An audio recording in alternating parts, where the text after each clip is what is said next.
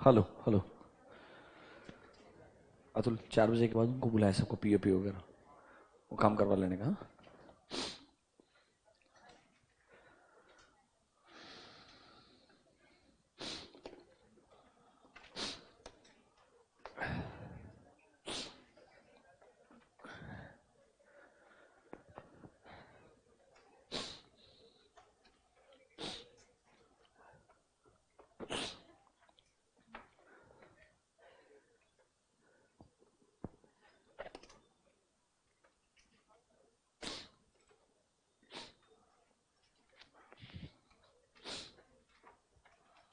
Hello hello hello. Online students please confirm, am I audible and visible to you?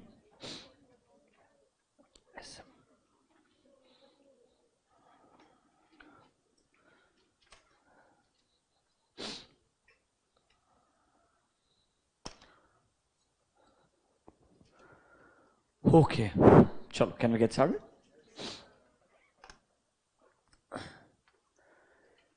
अभी तूने इसका size वो change कर दिया वापस, ठीक है।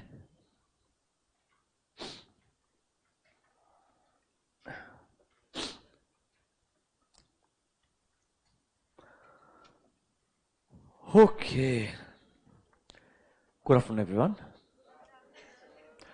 चलिए, हमने कल फर्स्ट लेक्चर के अंदर जो भी लास्ट वीक में डिस्कशन किया था, we talked about very basics. सबसे पहले स्ट्रैटेजी वर्ड का मतलब क्या है ये हमने समझा। Then we understood what is the meaning of the word strategic management and उसके एडवांटेजेस एंड लिमिटेशंस। इतना डिस्कशन चैप्टर नंबर 1 में हमारा हुआ था। And I told you limitations हो गए, एडवांटेजेस हो गए, they are very very important. Chapter 1 से जनरली हमेशा से स्ट्रैटेजिक मैनेजमेंट का एडवांटेज या लिमिटेशन उस पे सबसे कॉमनली क्वेश्चन पूछे जाते हैं। इसके अलावा चैप्टर 1 में आपके नए सिलेबस में क्या क्या है, अगला पार्ट जो डिस्कस करेंगे that is called as strategic levels in an organization. क्या है? Strategic levels in an organization. ये एक अलग ही कॉन्सेप्ट है जिसका रेलेवेंस आगे आने वाले स्ट्रेटेजीज के साथ में रहेगा। आपको एक पूरा ओवरव्यू देते हैं। चैप्टर 1 हमने लास्ट लेक्चर में स्ट्रेटेजिक मैनेजमेंट क्या है, उनका इंट्रोडक्शन, उसका एडवांटेजेस, लिमिटेशंस, इतना पार्ट डिस्कस किया था। आज का शुरुआत करेंगे स्ट्रेटेजिक लेवल्स के साथ में। तो ये बोलता है सर, ओवरऑल एक बिजनेस में 3 मेजर लेवल्स होते हैं। The first one is called as corporate level, the second one is called as business level and the third one is called as functional level। मतलब ये 3 लेवल आपको देखने को मिलेंगे। सबसे टॉप ऑफ हायरार्की में जो आपको देखने को मिलेगा that will be called as corporate level. Below that you may have different businesses and below that you will have a functional level. मैं आपको एक एग्जांपल दिखाता हूं ताकि डायरेक्टली आपको तीनों लेवल्स का एक ही बार में अंडरस्टैंडिंग समझ में आए। इधर वो आपसे एग्जाम में क्वेश्चन क्या पूछेगा बताएंगे आपको specifically. I will show you some questions also, don't worry, but look at one example first. Look at this one.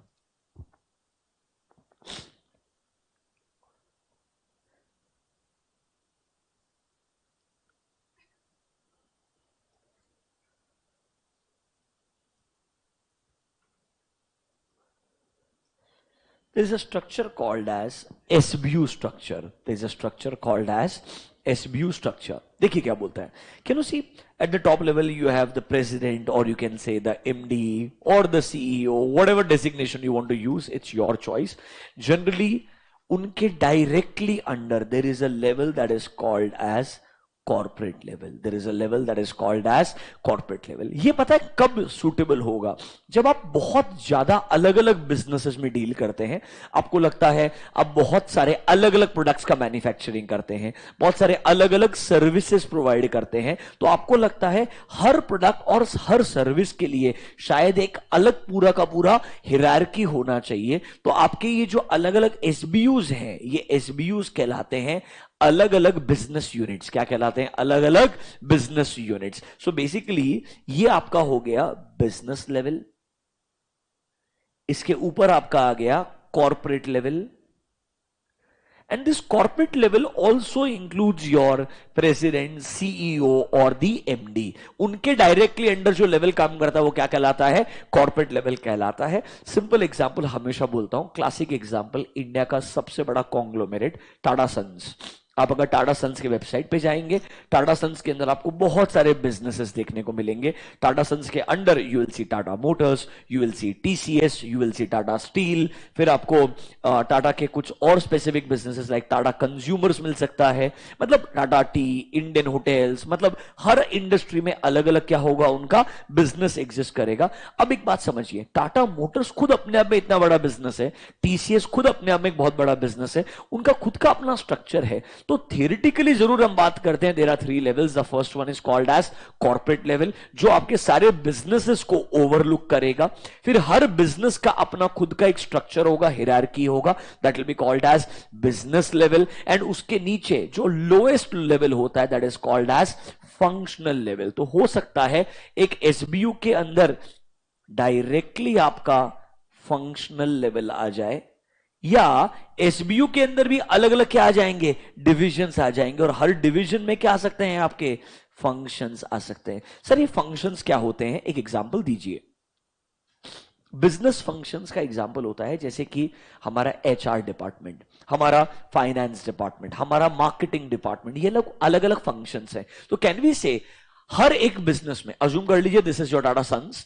Tata Sons में प्रेसिडेंट और एमडी समझ लीजिए, चेयरपर्सन समझ लीजिए मिस्टर एन चंद्रशेखरन, जो बहुत फेमस नाम है. उनके अंडर पूरा कॉर्पोरेट हायरार्की आएगा.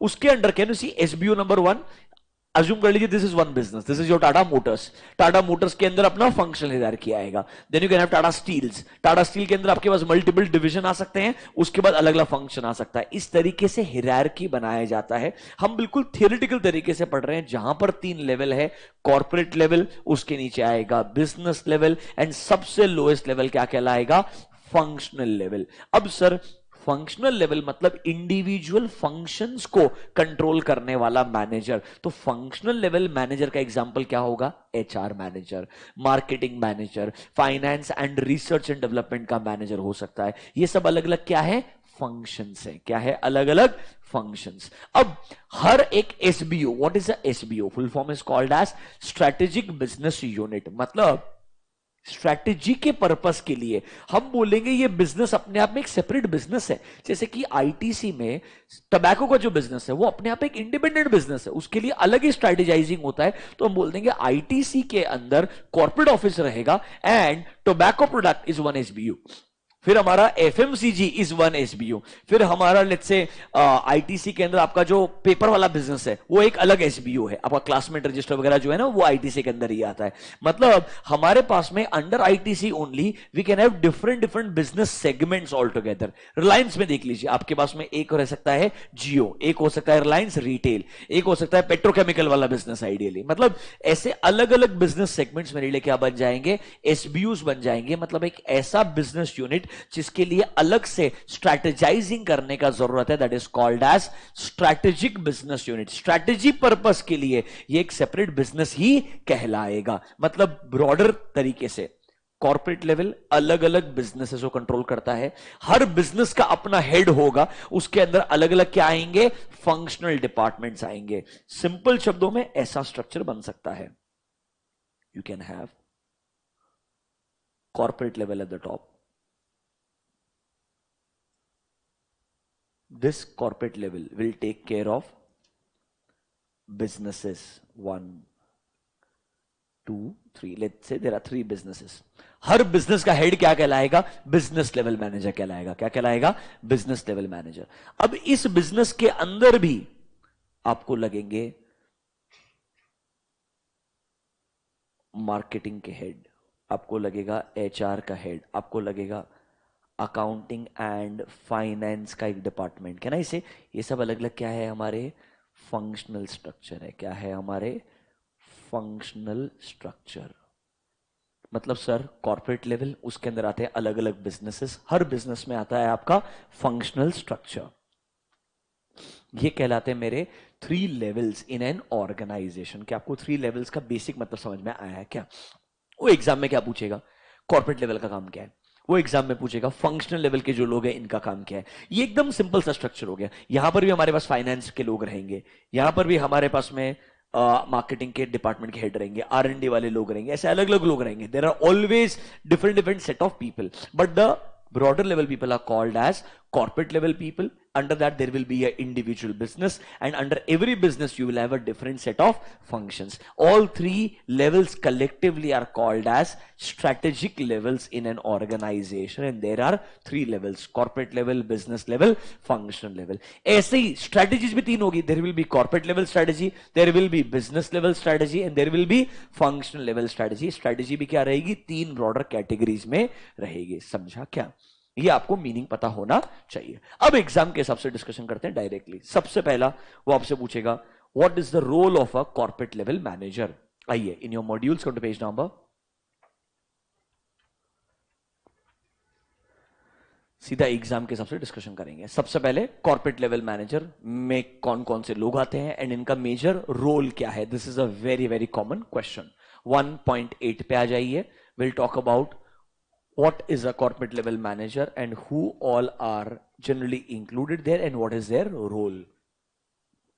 जो कंपनी का सीईओ हो गया, जो कंपनी का एमडी हो गया, सबसे इंपॉर्टेंट पोजीशन वाला इंसान हो गया, वो नॉर्मली क्या कहलाएगा आपके लिए? कॉर्पोरेट लेवल मैनेजर कहलाएगा। पॉइंट नंबर 1 को मार्क कीजिएगा। It will consist your CEO और other senior executives, your board of directors, and उन सब के साथ में काम करने के लिए कुछ ना कुछ स्टाफ मेंबर्स रहेंगे। वो लोग क्या कहलाएंगे? Corporate staff members. They will be called as corporate staff members. Point number 1 को पढ़िएगा।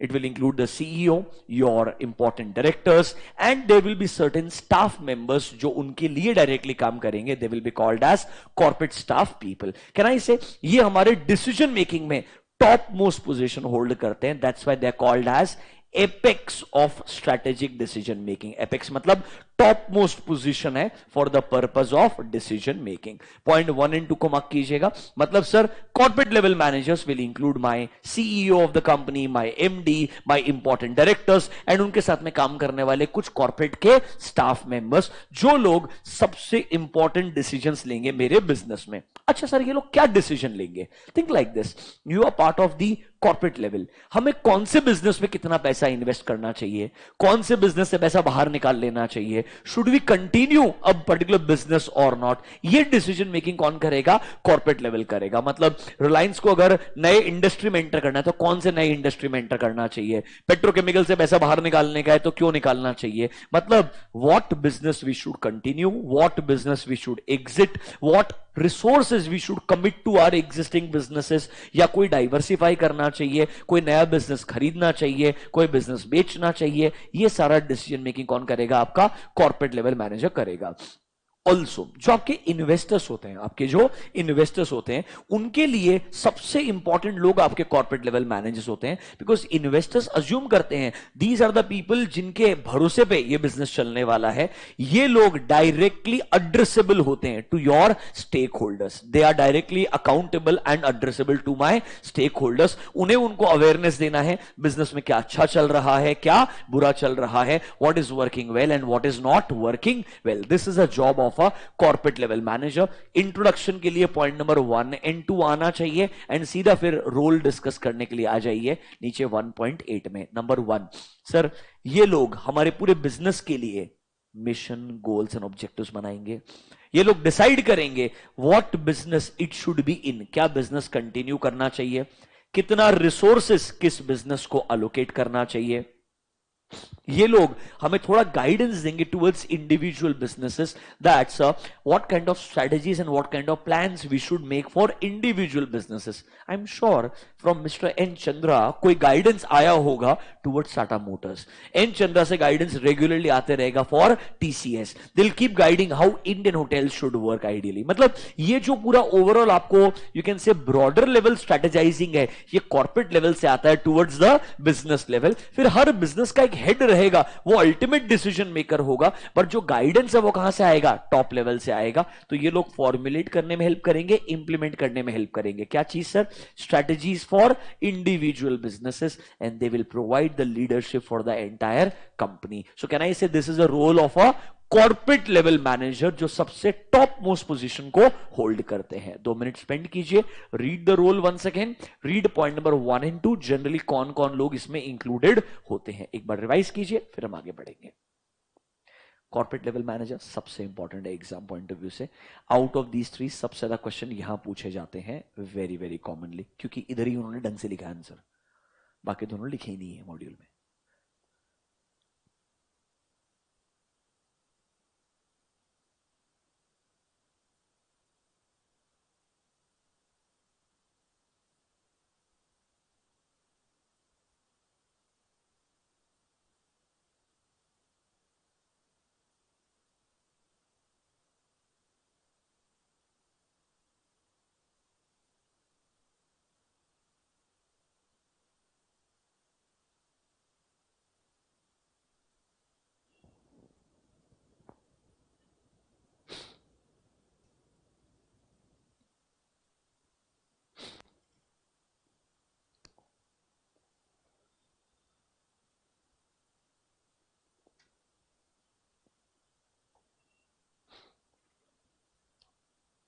Are you able to recollect? Simple लग रहा है, एकदम स्ट्रेट फॉरवर्ड। एक लाइन को और मार्क कर लीजिएगा, there also the mark point number 5, particularly the CEO, they're also viewed as the guardians of shareholder welfare because they are directly accountable and responsible for all their stakeholders। इसीलिए माना जाता है कि उन्हें किसी भी एक्सटेंट पे अगर बिजनेसेस में चीजें बढ़िया नहीं जा रही है या अच्छा जा रही है, at any point of time they have to keep their stake holders informed about all the circumstances, they should be aware, ताकि ये एक एटलीस्ट अकाउंटेबल लोग रहेंगे जो लोग पूरे बिजनेस के लिए मेजर रिस्पॉन्सिबिलिटी होल्ड करते हैं। देखो कैसा होगा, कॉर्पोरेट लेवल में किसी न किसी इंपॉर्टेंट इंसान को रिस्पॉन्सिबिलिटी अगर नहीं दिया तो इंडिविजुअल बिजनेसेस में रिसोर्सेज का मिसयूज होते रहेगा। वो मिसयूज होने की वजह से अल्टीमेटली लॉस किसका होगा, कॉर्पोरेट लेवल के ऊपर जो आपके ओवरऑल स्टेक होल्डर्स रहेंगे उनका ही लॉस होने वाला है। That is why some people are made accountable for the same. This is the job of a corporate level manager. Exam के हिसाब से बहुत इंपॉर्टेंट है। 1, 2 I think according to me you should write in the answer. Role आपको पता होना चाहिए, very very important from exam point of view. Can we go next? Number 2 is called as business level manager. Now what is a business level manager? Assume कर लीजिए आप Tata group में एक individual business को हेड करते हो। Honestly बताऊं, structure इतना बड़ा है टाटा ग्रुप के अंदर तो कि आप टाटा मोटर्स के अंदर भी एक कॉर्पोरेट ऑफिस अलग से एग्जिस्ट करता है। टाटा मोटर्स में आपके इंडिविजुअल बिजनेसेस अलग से रहेंगे, because for example Tata Motors सिर्फ कंज्यूमर व्हीकल्स नहीं बनाता है, कमर्शियल व्हीकल्स भी बनाता है। फिर आपके कंज्यूमर व्हीकल्स के अंदर आपके पास में ईवी का एक अलग सेगमेंट रहेगा। तो आपके पास बिजनेस के जो सेगमेंट्स है वो भी क्या होंगे, बहुत सारे होंगे। जाने दीजिए, उस डिस्कशन में अभी नहीं जाते हैं। अभी सिंपल फंडा है, एक बिजनेस को हेड करने वाला इंसान नॉर्मली कहलाता है बिजनेस लेवल मैनेजर। इसको कभी कभी एक डिविजनल मैनेजर भी बोल सकते हैं। क्या बोल सकते हैं? डिविजनल। तो कुछ लोग बोलेंगे बिजनेस हेड है, कोई बोलेंगे डिवीजन का हेड है। बॉटम लाइन, एक स्पेसिफिक एक्टिविटी होगी जो डायरेक्टली आप लोग कंट्रोल करते हैं। एक सेगमेंट का हेड बोल दो, बिजनेस का हेड बोल दो, डिवीजन का हेड बोल दो। आप उस बिजनेस के लिए क्या रहेंगे, पूरा रिस्पॉन्सिबल रहेंगे। So you will make a strategy at a business level. Obviously guidance कहां से आएगा, कॉर्पोरेट लेवल से आएगा, एंड एग्जीक्यूशन कहां पर होगा, फंक्शन लेवल पे होगा। बट इन दोनों का कोऑर्डिनेशन करके स्ट्रेटेजाइजिंग एट बिजनेस लेवल कौन इंश्योर करेगा, बिजनेस लेवल मैनेजर। इधर क्वेश्चन आने का प्रोबेबिलिटी ना के बराबर है, क्योंकि कुछ लिखा ही नहीं है। लिटरली 1-2 पॉइंट पढ़ने लायक है, बाकी nothing read is there. Read number 1, it consist of divisional managers or divisional staff. The business head can also be called as divisional head. अलग अलग वर्ड्स है, बात मतलब सेम ही होगा। नंबर 4 पढ़िए।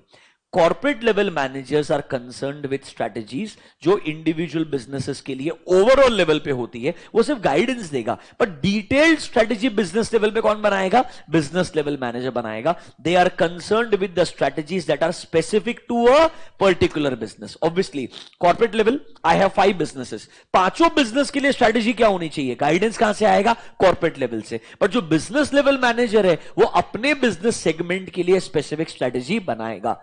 एग्जाम्पल, रिलायंस जियो का जो हेड रहेगा वो सिर्फ जियो के लिए स्ट्रेटेजाइजिंग करेगा, ना कि फॉर रिटेल। एंड जो रिटेल का हेड रहेगा वो सिर्फ रिटेल के लिए स्ट्रेटेजाइजिंग करेगा, बट जो रिलायंस का कॉर्पोरेट लेवल है वो तो जियो के लिए भी स्ट्रेटेजाइजिंग करेगा, रिटेल के लिए भी करेगा एंड पेट्रोकेमिकल बिजनेस के लिए भी करेगा, अलग अलग बिजनेसेस के लिए क्या करेगा, गाइडेंस प्रोवाइड करेगा। तो कैन आई से corporate level is general, business level is specific, that is for a specific business. समझा क्या? कुछ भी नहीं है, सिर्फ 1 पढ़ने का, 2 पढ़ने का एंड 4 पढ़ने का, एक बार रीड करके उड़ा देने का। बिजनेस लेवल मैनेजर मुझे इंपॉर्टेंट नहीं लगता है एग्जाम के लिए, बस पॉइंट नंबर 4 पे एमसीक्यू जरूर आ सकता है। रीड कर लीजिएगा 1, 2 and 4।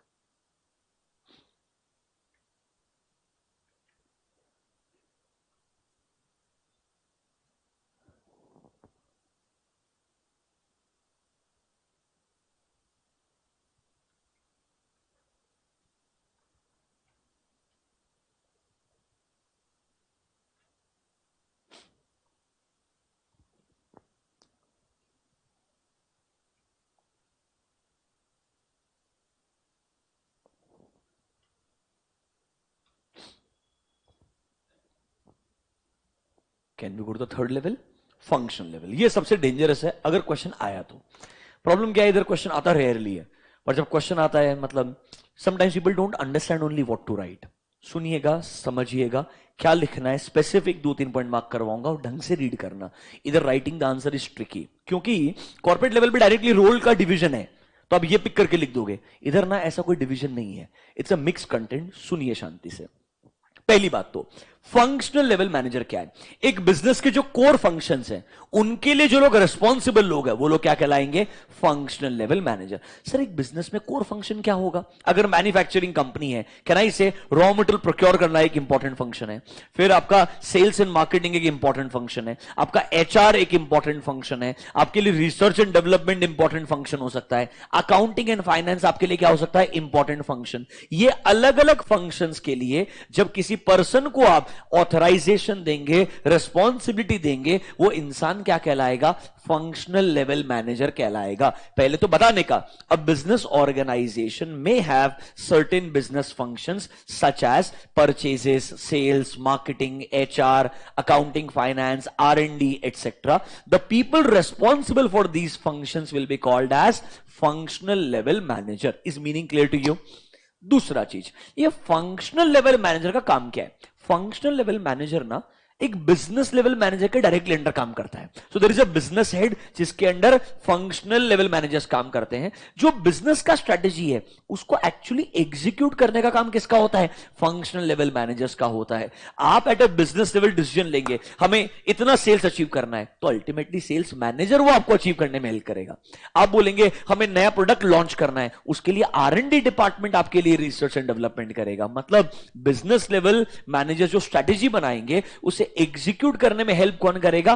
Functional level manager help करेगा। यहां पर एक दो अच्छी चीज बोलेगा ये, अल्टीमेटली ग्राउंड लेवल पे इन्वॉल्व ना फंक्शनल लेवल मैनेजर्स होते हैं और इनके अंडर काम करने वाले लोग होते हैं।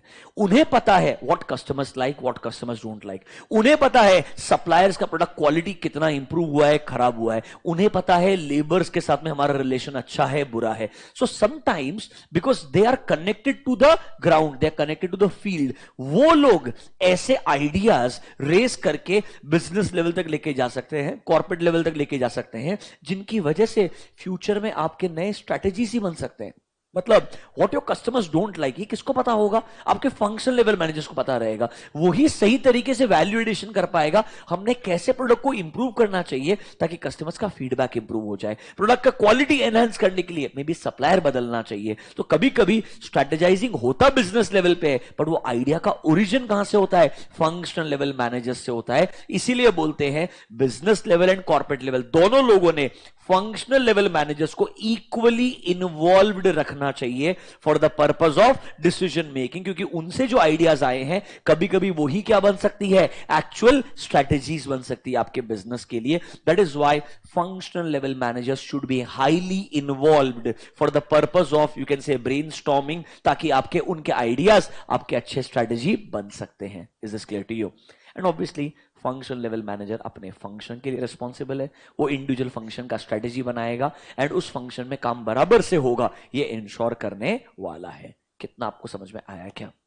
Let's read 3-4 points with me. जो पॉइंट्स बोलता हूं स्पेसिफिकली रीड कीजिएगा, समझिएगा, मार्क कीजिएगा। सबसे पहले point number 1, functional level managers are responsible for specific business functions. Can you see examples?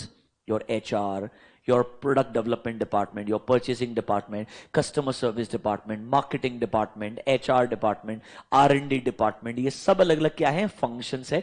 इसके लिए जो representative रहेगा, responsible person रहेगा, वो क्या कहलाएगा, functional level manager कहलाएगा। इस point number 1 clear to you? सीधा आइए पॉइंट नंबर 3 पे। इनका मेजर काम क्या है? वो लोग डेवलप करते हैं फंक्शनल स्ट्रेटेजीज। क्या बनाते हैं?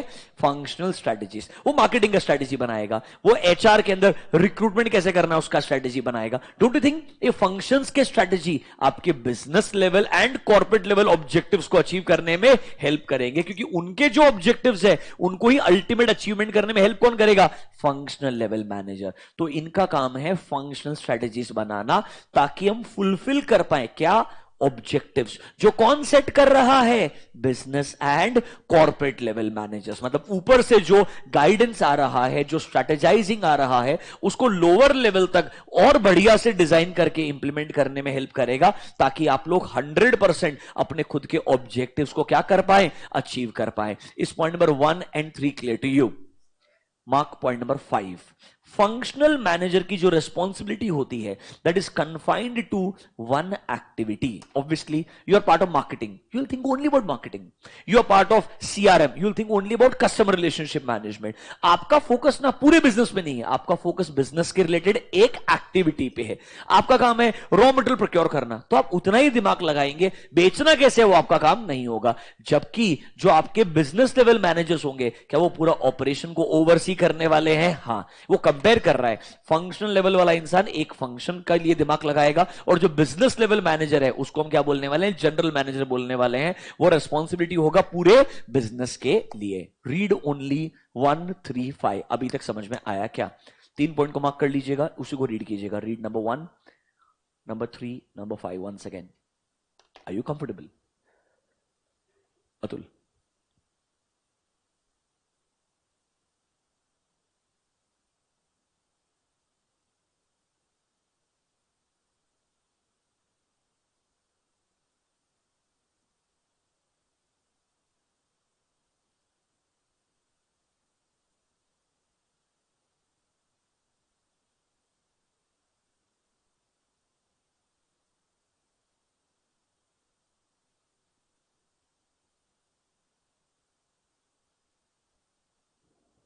कंफर्टेबल लग रहा है आपको?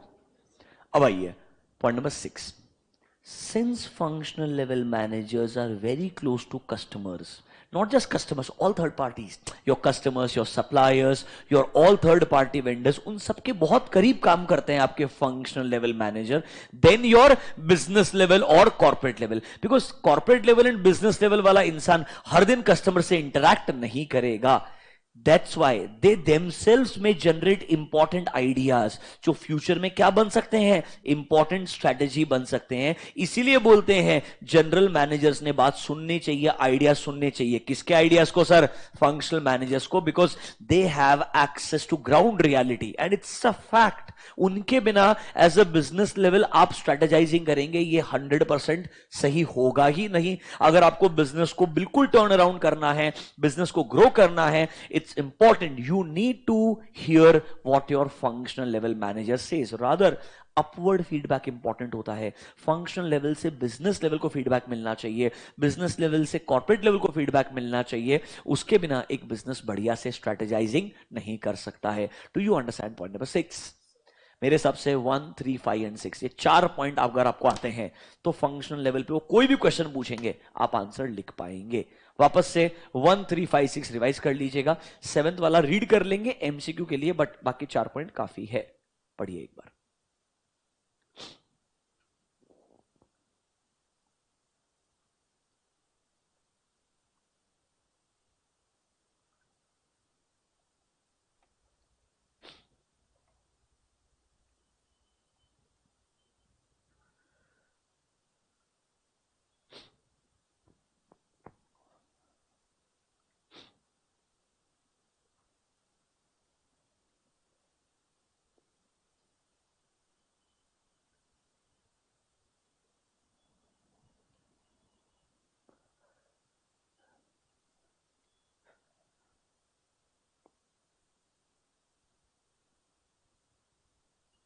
Are you comfortable?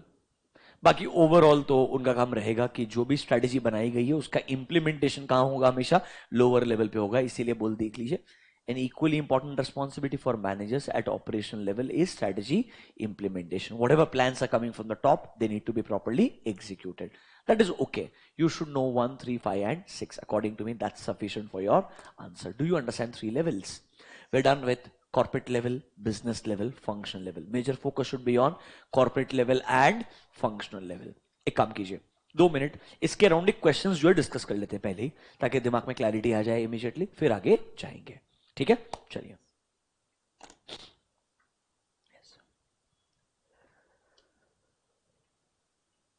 Read question number 4. Dharam Singh, the procurement department head of a company, a mountain biking equipment company, was recently promoted to look after the sales department along with procurement department. Okay. His seniors at corporate level have always liked his way of leadership and are assured that he would ensure implementation of policies and strategies to the best of his capacity. But they have never involved him in decision making for the company. Do you think this approach is right? Validate your answer with the logical reasoning around management levels and decision making. देखो, उनको कौन से department का head बनाया है? Procurement department. Is this one function? Yes. साथ साथ में दूसरा काम भी दे दिया, कौन सा वाला? After sales, to look after sales department, मतलब सेल्स. कहना इसे अभी भी फंक्शनल डिपार्टमेंट ही है. Is it sounding like a functional level manager? उन्होंने बहुत ग्रेट लीडरशिप दिखाया, सब कुछ है, बट क्या उनको इन्वॉल्व किया in the decision making at all? नहीं. कहना इसे अप्रोच गलत है. बस बताना पड़ेगा is a function level manager. Function level manager का ऑब्जेक्टिव क्या होता है, एंड कभी कभी फंक्शन लेवल मैनेजर हमारे लिए बहुत इंपॉर्टेंट लोग होते हैं, हमने वो कंसिडर करना चाहिए. पढ़िए 1 2 3 4. Read the answer.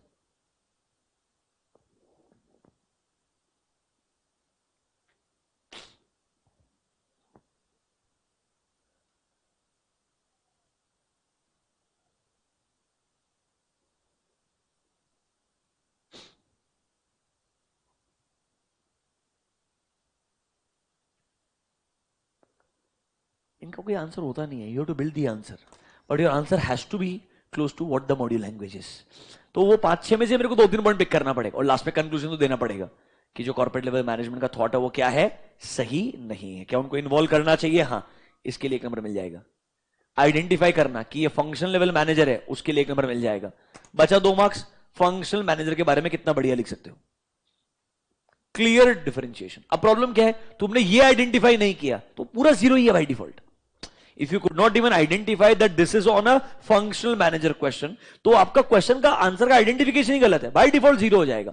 अगर आपने आइडेंटिफाई किया कि भाई धर्म Singh is the functional level manager जो इसके लिए रिस्पॉन्सिबल है, अप्रोच कॉर्पोरेट लेवल का गलत है, 2 मार्क आपको बाय डिफॉल्ट मिलेगा अगर आप कुछ नहीं भी लिखो तो. इस तरीके से मार्किंग स्कीम डिफाइंड होता है. इसीलिए क्वेश्चन पढ़ते वक्त ध्यान रखना चाहिए. ये थोड़े चैलेंजिंग क्वेश्चन है. अब स्ट्रेट फॉरवर्ड क्वेश्चन क्या आ सकता है, ये आपको समझाना, ये आपको समझाना बच्चों. अब आपको आसान क्वेश्चन क्या हो सकता है दिखाता हूं. ये क्वेश्चन बढ़िया, नंबर 5. ये तो एग्जाम में बहुत बार आया. ABC is a wide range of businesses which includes apparel business, lifestyle business, product, furniture, real estate, सब कुछ बेचता भैया. They are looking to hire a suitable CEO. Consider yourself as the HR consultant for ABC. HR वाला बनाया तुमको. मेरे को लगा तुमको बोलेगा तुम CEO. You been assigned a task to enlist. क्या क्या एक्टिविटीज इन्वॉल्व होती है इन द रोल ऑफ. कहना इसे role of CEO direct question है यार. पहले बता दो उसका स्ट्रेटेजिक लेवल कौन सा रहेगा और वो क्या क्या काम करने वाला है, कौन से लेवल पे आएगा सर वो, एंड उसके लिस्ट. अब ऐसे क्वेश्चन में कोई दिमाग लगाना, इधर तुमको अगर याद है तो फायदा होगा, उधर तुमको थोड़ा दिमाग भी लगाना पड़ेगा, सोचना भी पड़ेगा. तो इधर बाइफर्केशन इजी है. सिर्फ CEO is a corporate level इतना बोल करके 4 एक्टिविटी लिख दिया, you will get 5 out of 5 और 4 आउट ऑफ 5, 4 जो भी रहेगा. समझा क्या? These are the common ways of asking question. I'll show you one more direct question. अब ये तो केस स्टडी बेस्ड क्वेश्चंस हो गए. इसमें कोई केस स्टडी था ही नहीं. उसने जो क्वेश्चन पूछना है वो पूछना है.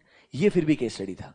इसमें फिर भी दिमाग लगाने का थोड़ा जरूरत था कि ये फंक्शन लेवल मैनेजर है, अप्रोच सही है कि गलत है, इतना डिसाइड करना था. इधर तो सही गलत है भी डिसाइड नहीं करने का है, स्ट्रेट फॉरवर्ड आंसर लिखने का है. थोड़ा कॉन्फिडेंस आ रहा है क्या? इस तरीके से अगर चैप्टर बाय चैप्टर पढ़ने जाओगे कोई तकलीफ नहीं होगी. अगर जनरल रीड करोगे और जनरल क्वेश्चन पढ़ोगे तो हर बार स्ट्रेस ही आएगा. ऑब्वियसली कभी कॉन्फिडेंस आ ही नहीं सकता है. इसीलिए बोल रहा हूं चैप्टर बाय चैप्टर जाने का। एसएम में सिंपल है, हर चैप्टर का इक्वल वेटेज है, टेंशन वाला बात ही नहीं, ज्यादा दिमाग लगाने का जरूरत ही नहीं है कि मैं इधर से ये पढ़ लू उधर। हर चैप्टर का इक्वल वेटेज है, सिर्फ स्ट्रेस आएगा चैप्टर 5 में जिधर बहुत लिखा है, और वो बेस्ट है। क्यों? इस बार बहुत अमेंडमेंट उधर।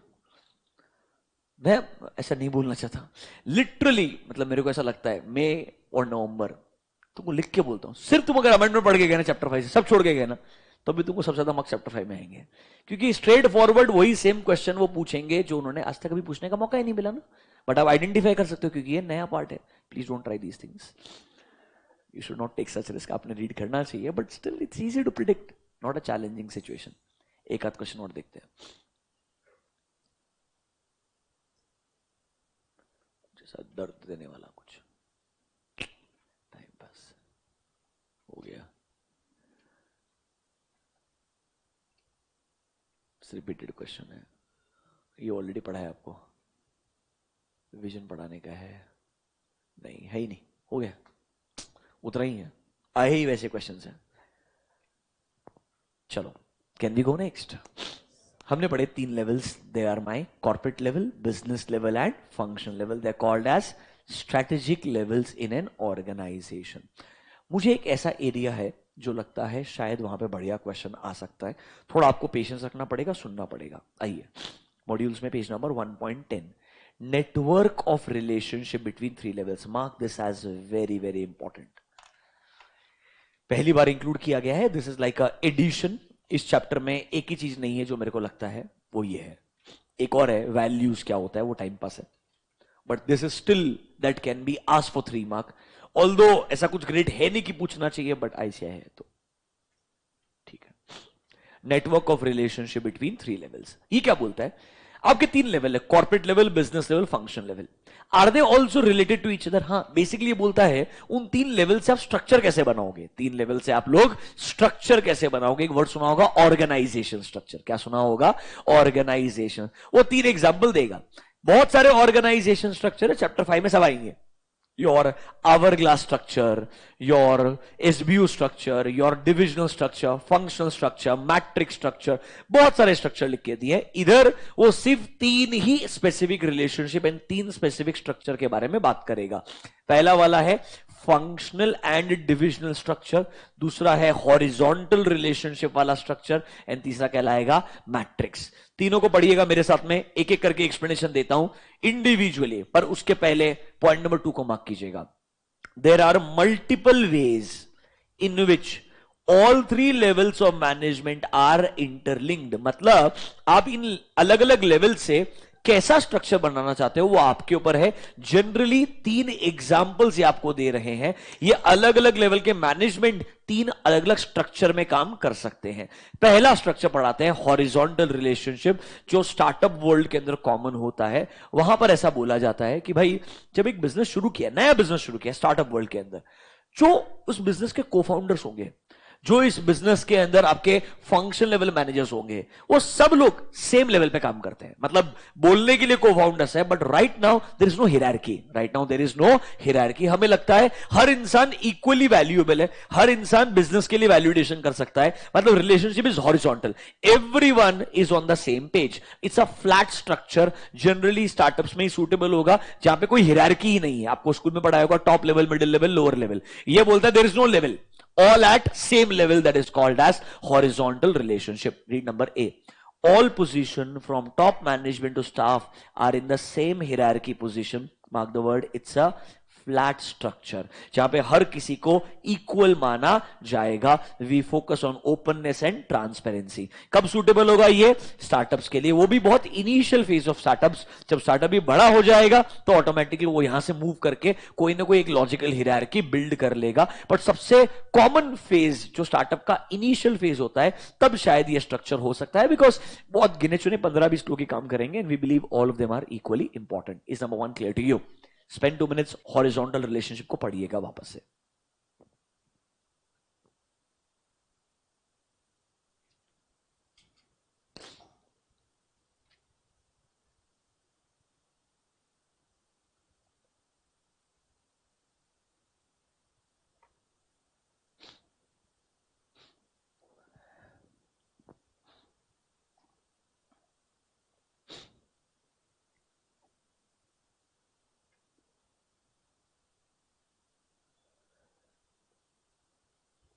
Is this clear to you?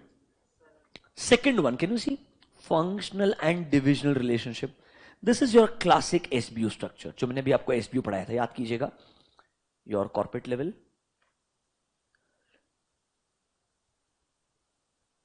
your corporate level at the top. Don't you think her corporate level के नीचे मेरा एक SBU आया था?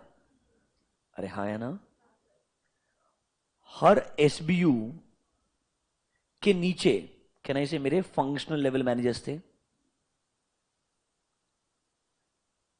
तो can I say the functional level guy will report to whom? Business level. This SBU is nothing but my business level. So can I say your corporate level managers, उसके under आपके business level manager, उसके under आपके functional. Can I say this is the classic relationship जो एक conventional business में होती है. Business grow होगा. शुरुआत में कंपनी के ओनर थे, सिर्फ फंक्शंस थे. बिजनेस के ओनर थे, उन क्या थे? फंक्शंस थे. फिर बिजनेस ग्रो हुआ तो बिजनेस ने क्या किया? कॉर्पोरेट लेवल बनाया और बोला अब हमारे पास अलग अलग डिविजन्स है या अलग अलग बिजनेसेस हैं. SBU1, SBU2, SBU3. या बोला बिजनेस लेवल 1, बिजनेस लेवल 2 या बिजनेस लेवल 3. या बोला डिवीजन 1, डिवीजन 2, डिवीजन 3. फिर बोला हर डिवीजन के अंडर क्या आएगा? अपना फंक्शनल हिरार्की आएगा. तो ये फंक्शनल हिरार्की किसको रिस्पॉन्ड करेगा? बिजनेस लेवल को. बिजनेस लेवल किसको रिस्पॉन्ड करेगा? कॉर्पोरेट लेवल को. ये एक कॉमन रिलेशनशिप है जो वर्टिकल है. तो हमने अभी पढ़ा पहला वाला हॉरिजॉन्टल, जहां पर तीनों लेवल सेम लेवल पे है. हाँ या ना? अब बोल रहे तीनों के तीनों वर्टिकल हिरार्की में खड़े रहेंगे तो they will be called as your functional and divisional relationship. पढ़िए, it is an independent relationship जहां पे हर फंक्शन या हर डिविजन इंडिपेंडेंटली हेड किया जाता है. फंक्शन का हेड क्या कहलाएगा? फंक्शनल हेड कहलाएगा. डिवीजन का हेड क्या कहलाएगा? डिविजनल हेड कहलाएगा. और वो इंसान मेरे लिए क्या कहलाएगा? एक बिजनेस लेवल मैनेजर. जो किसको रिपोर्ट करेगा? देखो, function will report to business level, business level will report to corporate level. कहना इसे हिरार्की बिल्ड कर रहा है. हो सकता है कॉर्पोरेट लेवल है सीधा फंक्शन है, या कॉर्पोरेट लेवल है फिर बिजनेस है और फिर फंक्शन है. जैसे जैसे बिजनेस ग्रो करेगा लेयर्स बढ़ते जाएंगे. रादर बिजनेस और ग्रो होगा तो कॉर्पोरेट लेवल SBU, SBU में डिवीजन, डिवीजन के अंडर फंक्शन. नहीं समझा? पक्का? कंफर्म? को डाउट है?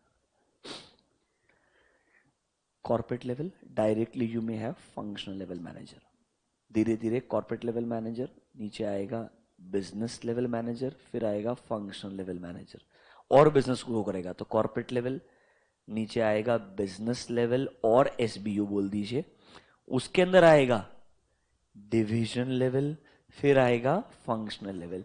ये ग्रो होते जाएगा धीरे धीरे. जैसे जैसे बिजनेस ग्रो करेगा मल्टीपल लेयर्स को ऐड करते जाएगा. तो डायरेक्टली ये इसको रिपोर्ट करे या ये इसको रिपोर्ट करके ये इसको रिपोर्ट करे या यहां से घूम के वहां तक जाए, अल्टीमेटली कहा जाने का है कॉर्पोरेट लेवल तक. Can I say the hierarchy is vertical hierarchy. जो पहला वाला पढ़ा था that was a horizontal hierarchy, this is the vertical. So can I say the first relationship was horizontal relationship, second one was vertical. आपको ये तीन use करने, इनको आप हॉरिजॉन्टली बिठा दो या वर्टिकल सेट कर लो, आपके ऊपर है. अलग अलग रिलेशनशिप हो सकता है. Are these two clear to you? अब थर्ड वाला that is called as matrix. ये सबसे मजेदार है. सिंपल एग्जांपल पहले भी दिया था, वापस देता हूं. अज्यूम कीजिए you join PwC, stat audit department. Articleship करने के लिए जाए आप. Assume situation PwC has 3 partners.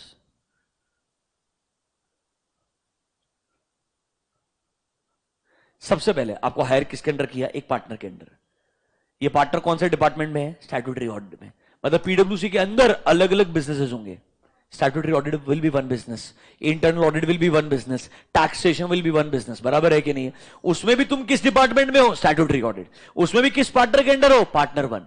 Partner 1 के अंडर हो सकते हैं multiple senior managers. Senior manager 1, 2, 3.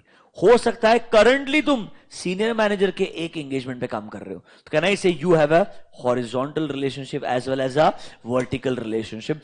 जितना ज्यादा बिजनेस और कॉम्प्लिकेटेड बनते जाएगा, बड़ा ऑर्गेनाइजेशन बनते जाएगा, there will be more levels of authority. अभी तक से वर्टिकल था या सिर्फ हॉरिजॉन्टल था, अब वो बोला हॉरिजॉन्टल भी होगा एंड वर्टिकल भी होगा. This structure will be called as matrix structure. Bigger the organization more independently, हर एंगेजमेंट इंडिपेंडेंट बन जाएगा. इस एंगेजमेंट का हेड है सीनियर मैनेजर. सीनियर मैनेजर के ऊपर कौन रहेगा? पार्टनर. तेरे को छुट्टी चाहिए, इससे भी अप्रूवल चाहिए, उससे भी अप्रूवल चाहिए. समझा क्या?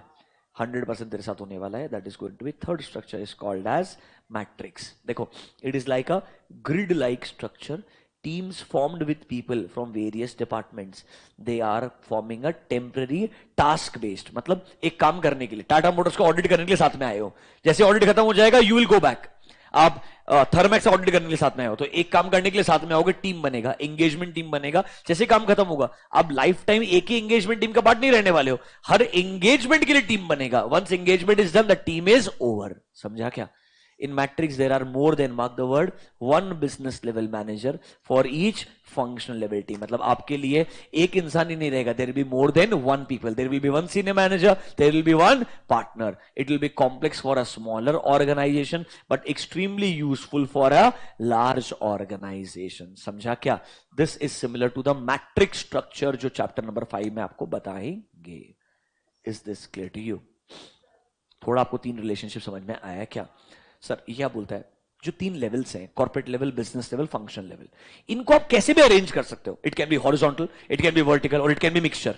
सो basically horizontal, vertical and hybrid. It is a combination of both horizontal as well as vertical. समझा क्या? हाइब्रिड एग्जाम में मत लिखना, एग्जाम में मैट्रिक्स रिलेशनशिप लिखना. समझा क्या? एग्जाम में वही लिखा करो जो इधर लिखा होता है. अभी गुड.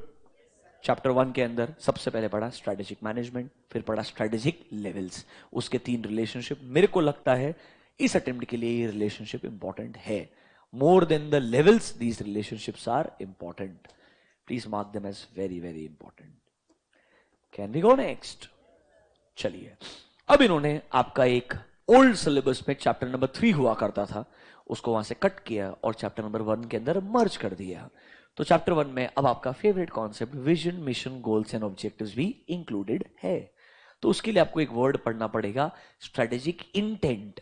उसके अंदर आता है आपका vision, mission, goals and objectives. जैसे ही 4 चीज खत्म होगा, चैप्टर 1 खत्म हो जाएगा. That's it. कुछ ग्रेट नहीं है. Let's spend some time. I'm sure we should be able to finish chapter number 1 today. Can we get started? चलिए, what is strategic intent? Intent is intention. मतलब strategically आप जो भी डिसीजन लेते हो, वो डिसीजन क्यों लेते हो?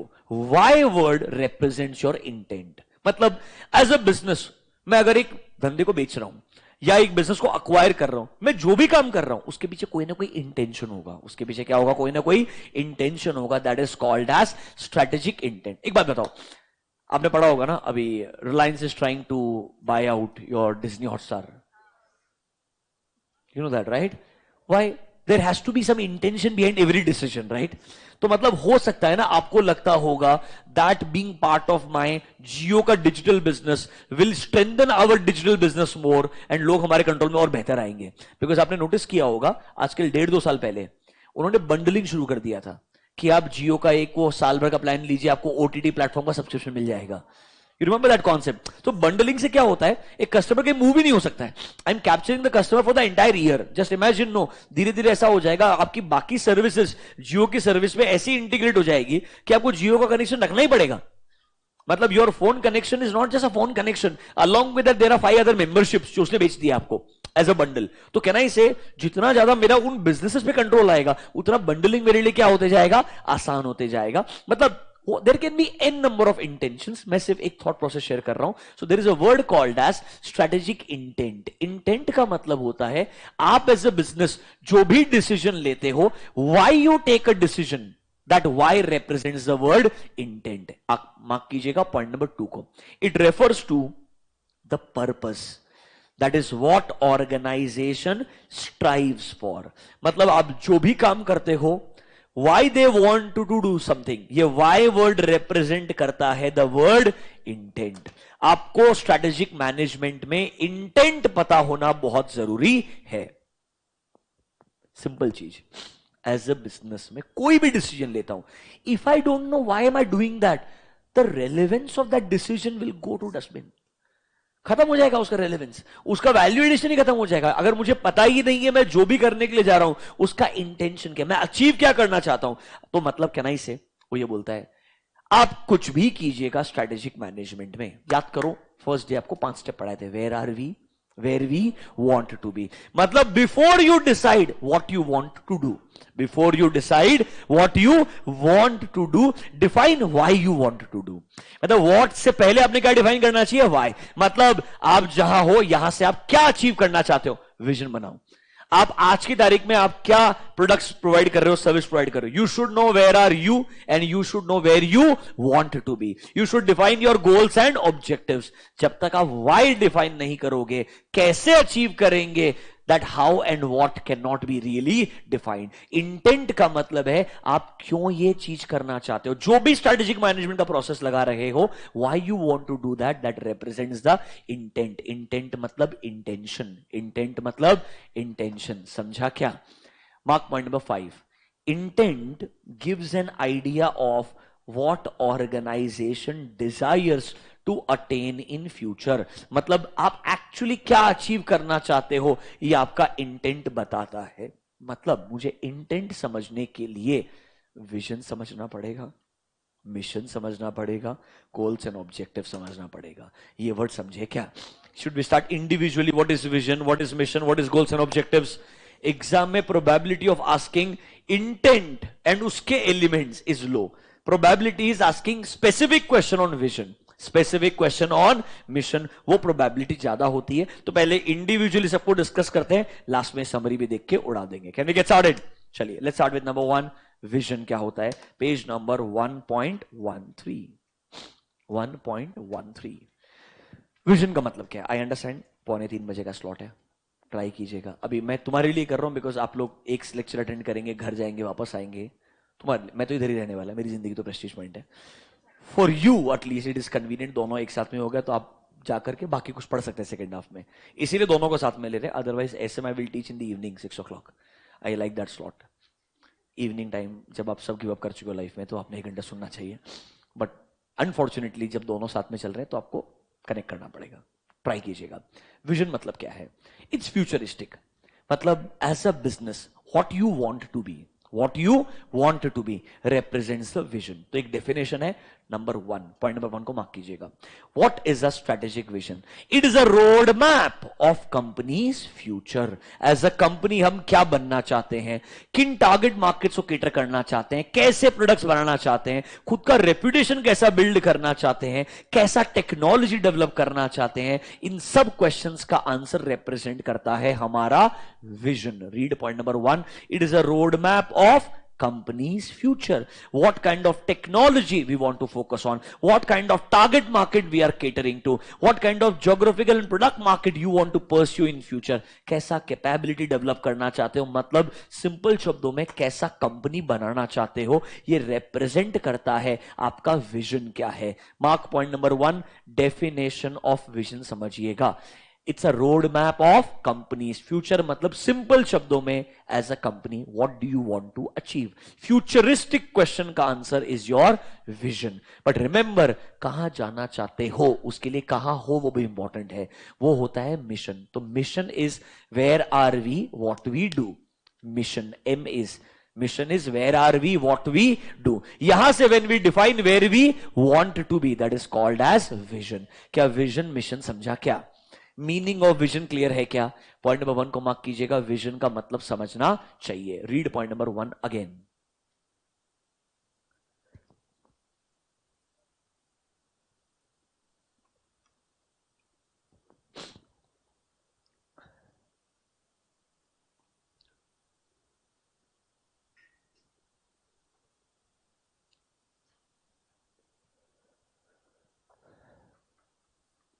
After 1, come to point number 5.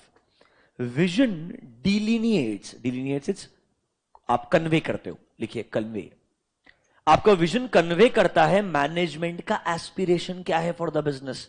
It gives you a clear view where we want to go. मतलब क्लियरली एक्सप्लेन करना चाहता है एज अ बिजनेस आप क्या बनना चाहते हो. जब आप एक कंपनी का विजन पढ़ोगे, विजन पढ़ते समझ में आ जाएगा what they want to become. ये हमको क्लियरली समझेगा. That is the relevance of the word vision. क्या आपको पॉइंट नंबर 1 and 5 का मीनिंग समझ में आया क्या? They both are defining the word vision only. Is this clear to you? Exam में क्वेश्चन क्या आएगा, इधर आइए. Essentials of a strategic vision, mark कीजिए SQ. एक ही क्वेश्चन आ सकता है. आप एक विजन बनाना चाहते हो, आई होप आपको विजन लिखने के लिए ना बोले। आप लोग विजन बना पाओगे किसी कंपनी के लिए? Will you be able to define a vision for a company? कुछ क्रिएटिव लिख सकते हो ना? कुछ नहीं ऐसा ग्लोबल एंटिटी, मतलब कुछ तो फैंसी फेंक देने करे हायर लेवल पे, मतलब think like you are like owning the world, you want to define, थोड़ा उस तरीके से। मेरे को वैसे प्रोबेबिलिटी कम लगती है, बट स्टिल सजेस्टेड आंसर्स में, मतलब जो आईसीआई का मॉड्यूल है उसमें एक क्वेश्चन है इसके ऊपर कि विजन लिखो, आपको पढ़ाएंगे, डोंट वरी। नॉर्मली ऐसा नहीं होता, नॉर्मली वो क्या पूछेंगे, विजन क्या है, डिफाइन कर, and what are the essentials. एक विजन बनाने के लिए क्या क्या चीजें चाहिए, वो बोलेगा you are the corporate level manager, तुमको विजन बनाने का कंपनी का, क्या क्या तुम्हारे पास में एक्सपेक्टेशन, क्या क्या चीजें होनी चाहिए, क्या क्या कंसिडरेशंस दिमाग में रखना चाहिए अच्छा विजन बनाने के लिए। इनका अलग ही थॉट प्रोसेस है। नंबर वन, सर सबसे पहले आपको क्रिएटिवली सोचना पड़ेगा, इस वर्ड को मार्क कीजिए। To make a good vision you have to think creatively, plus you need to be intelligent as a entrepreneur. पहले तो एंटरप्रेन्योर वो अलग वर्ड है, इंटेलिजेंट अलग वर्ड है, दोनों को मर्ज कर दिया। It requires intelligent entrepreneurship, you should know what you want to sell, you should watch Shark Tank, वो लोग जो बोलते लिख देने का ट्राई कर सकते हो, मतलब आप लोग। Number one, it requires thinking creatively. Number two, it requires intelligent entrepreneurship.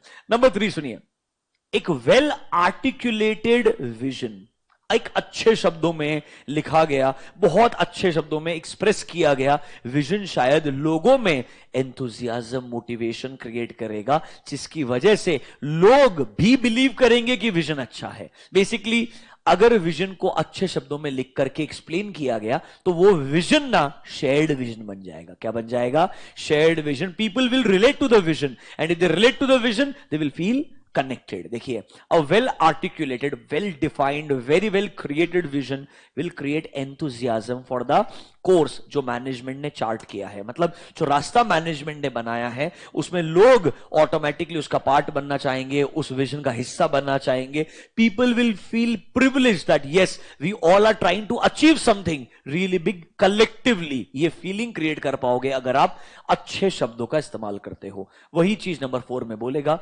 The best worded, अच्छे शब्दों का इस्तेमाल करने से आप क्लियरली बता पाएंगे आपके कंपनी का डायरेक्शन क्या है। विजन रिप्रेजेंट करता है in which direction we are moving. 4 शब्द याद होने चाहिए। Number 1, thinking creatively. दूसरा वाला, it requires intelligent entrepreneurship. Number 3, proper articulation, मतलब सही शब्दों को यूज करके बढ़िया से प्रेजेंट करो ताकि लोग उसका पार्टिसिपेशन में हेल्प करे, they are encouraged to become part of the vision. And the last one sir, the vision should explain the direction in which company is moving. Essentials important है 4 लिखने के लिए। नंबर 1 में जो डेफिनेशन है वो लिखना पड़ेगा, डेफिनेशन लिखना और ये 4 पॉइंट लिख देना चलेगा। अगर लगता है वो डेफिनेशन याद नहीं रहेगा तो पीछे आओ, एक पेज पीछे, कैन यू सी विजन, जो फर्स्ट लाइन का डेफिनेशन वो भी लिख देना। ए सिर्फ उतना भी लिखा तो भी हो जाएगा, वो तो याद रहेगा। Blueprint of company's future position, that is where organization wants to land, मतलब किधर पहुंचना चाहता है, उड़ करके किधर जाएगा। ये बीकॉम लेवल डेफिनेशन है। सच्ची बताऊंगा, चलो तुमको ये दोनों वर्ड लिखे तो चल जाएगा, तुमको ये लिखने का जरूरत नहीं है, वो मैं अपनी खुशी के लिए लिख के रखा है। मतलब ओरिजिनल डेफिनेशन यही था, अब उन्होंने अपने सजेस्टेड आंसर्स में से, अपने मॉड्यूल में से भी उसको उड़ा दिया है। बट जेन्युइनली उसके बिना विजन नहीं समझता है। Blueprint of what you want to be, time pass answer है यार वो। कोई बात नहीं, तुम ये भी लिख सकते हो ए एंड बी, और तुमको लगे तो तुम ये भी लिख सकते हो। It's your choice, you are right in both the cases. Is the vision clear to you? Spend 2 minutes, सोचिए, एग्जाम में विजन पे क्वेश्चन आया, आंसर कैसे लिखेंगे? थिंक अबाउट इट, एसेंशियल्स आपसे पूछेगा। Prepare answer in your head, will go next.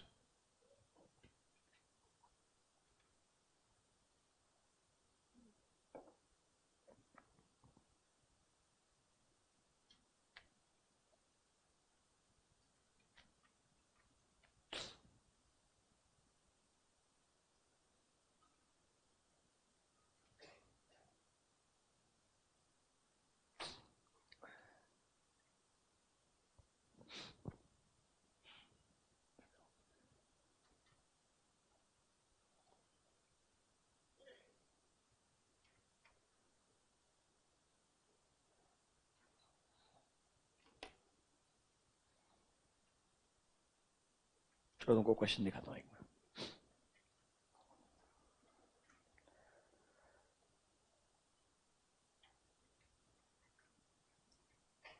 Vision mission,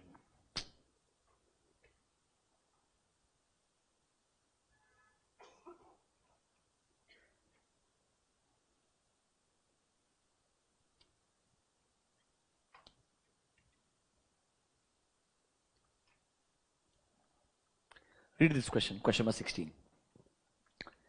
What is strategic vision? Describes the essentials of a strategic vision. सबसे पहले definition, essentials. This is not a new study material question. This was an old exam question as well as RTP question. इसलिए जानबूझ के वो definition रखा है क्योंकि ICA के सजेस्टेड आंसर में सेम डेफिनेशन था।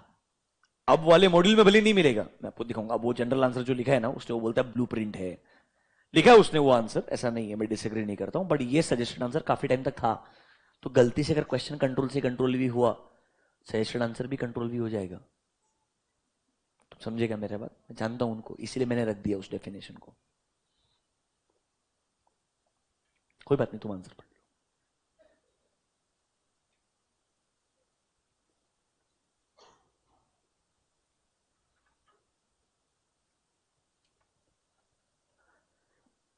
सेम ही है, ये तो गोल्स एंड ऑब्जेक्टिव्स है। आएंगे, पहले मिशन पढ़ाते थोड़ा सा, फिर एक क्वेश्चन और दिखाएंगे। Can we go to the next one? Let's go to mission. Mission का मतलब क्या है? Sir, this is about your present situation. आज की तारीख में as a business, who we are, what we do, represent करता है हमारा मिशन। मतलब सर, आज की तारीख में क्या प्रोडक्ट्स बना करके बेचते हैं, ज्योग्राफिकली किस मार्केट को हम केटर कर रहे हैं, क्या टेक्नोलॉजी हम आज की तारीख में यूज कर रहे हैं। When we define who we are, what we do, it represents the mission statement. Remember, बिना मिशन के विजन बनाना बहुत मुश्किल है। दोनों साथ साथ चलते हैं, they both move hand in hand, and generally उन्हें डिफरेंशिएट नहीं किया जाता है। दोनों इंडिविजुअली बनाए गए हैं, बट इसका इस्तेमाल कलेक्टिवली किया जाता है। Read with me, what is a mission? It is the answer to the basic question, what business are we in and what we do. मतलब sir, who we are, what we do, क्या आज की तारीख में किस customer पे focus कर रहे हैं, आज हमारा बिजनेस का मेकअप क्या है। मतलब सर, हम मैन्युफैक्चरिंग भी करते हैं, ट्रेडिंग भी करते हैं, आज हम क्या कर रहे हैं उसे डिफाइन करना रिप्रेजेंट करता है हमारा मिशन स्टेटमेंट। सर, ये मिशन स्टेटमेंट का जरूरत ही क्यों है? If we don't know what we do, it's very tough to define what we want to be. तो सर, एग्जाम में एक क्वेश्चन आ सकता है मिशन पे, एक ही लॉजिकल क्वेश्चन है, why should we have a mission statement. इसे मार्क कीजिएगा एसक्यू। मतलब सर, एक कंपनी को अपना मिशन स्टेटमेंट क्यों बनाना चाहिए? अगर वो मिशन स्टेटमेंट नहीं बनाएगा तो कंपनी में जो लोगों को हायर करेंगे ना, उन्हें पता ही नहीं चलेगा हमारा पर्पस क्या है। It acts as a focal point. Everyone should know, reading the mission statement as a company, what we do today. If an employee is being asked कि आपका बिजनेस क्या है, और वो कंपनी के बारे में ये ना बता पाए हम प्रोडक्ट क्या बना करके बेचते हैं, तो सर इसका मतलब है आपका मिशन स्टेटमेंट आपके एम्प्लॉइज के लिए क्लियर नहीं है। तो sir, it will act as a focal point, it will help you to allocate resources, it will help you to create a unanimity of purpose. Everyone will come together to achieve a common purpose. ये एक organisation के climate का tone set करेगा। हम as a company क्या करते हैं, कैसे कस्टमर्स से डील करते हैं, क्या क्या प्रोडक्ट्स बना करके बेचते हैं, इससे एक अच्छा कल्चर बिल्ड होता है। ये सब चीजों के लिए अच्छा मिशन स्टेटमेंट चाहिए। ऑनेस्टली, बिना मिशन के हम बिजनेस को लॉजिकल तरीके से कंडक्ट नहीं कर सकते हैं, ना ही प्लानिंग कर सकते हैं, बिकॉज बिना मिशन के विजन बनाना मुश्किल ही नहीं, नामुमकिन है, ऑलमोस्ट इंपॉसिबल है। You can't define what you want to be if you don't know where you are. You should know your present to determine your realistic future. Is that clear to you? आइए purpose पढ़ते हैं। पहले 1 and 2, ये दोनों definition के लिए काम में आएगा। Read 1 and 2 once again. 1 and 2 definition के लिए काम में आएगा। फिर नीचे हमें मिशन क्यों चाहिए? Sir, it will ensure unanimity of purpose. मतलब in the organisation everyone believe in one common purpose. Sir, it will help us to motivate to them that why to use the resources in the best possible manner. It will act as a focal point, हर कोई organisation का purpose define कर पाएगा, direction समझ पाएगा। Sir हर कोई अपने business के अंदर समझ पाएगा कि जो हमारे गोल्स एंड ऑब्जेक्टिव्स है उनको अचीव कैसे किया जाएगा। If you don't know your present situation, defining your goals and objectives, achieving your goals and objectives is tough. Think like this, आपने बोला you want to become a $1 billion company, the question is where are you? If I say you sit at 1 million, from 1 million to 1 billion is a long journey. So your goals and objectives will be different. If I say you already sitting at half a billion, to achieve 1 billion may not be that tough. So can I say where are we? से ही where we want to be, logical goals and objectives में divide हो सकता है। अगर हमें ये point नहीं पता है, it's like this यार, in Google Maps, you cannot just decide on the basis of destination. आपका करंट लोकेशन से पिक करता ना आपका एग्जिस्टिंग लोकेशन, उसके बिना तुम डायरेक्टली डेस्टिनेशन डाल के पहुंच सकता है क्या उधर? You need to know point A and point B both, right, to determine कितना टाइम लगेगा, कैसे जाना चाहिए, वो रास्ता समझने के लिए दोनों पॉइंट चाहिए कि नहीं चाहिए। वैसे समझ लीजिए, mission is your point A, B is your vision, that is where you want to be. दोनों इंपॉर्टेंट है for deciding goals and objectives, वरना गोल्स एंड ऑब्जेक्टिव्स रियलिस्टिक होंगे ही नहीं। इसके लिए हम क्या बनाना चाहते हैं? मिशन बनाना चाहते हैं। It will act as a focal point, allocation of resources हो पाएगा, यूनानिमिटी ऑफ पर्पस होगा, people will believe in the same aspects and हम लॉजिकल गोल्स एंड ऑब्जेक्टिव्स बना पाएंगे ताकि हम हमारे विजन की तरफ बढ़ सकते हैं। This is why we need a mission statement. Obviously ये उसका पर्पस है, ये उसका रीजनिंग है। कोई भी 4 पॉइंट पिक कर लीजिए, what ever you like. You should know the definition and 4 points which defines the purpose.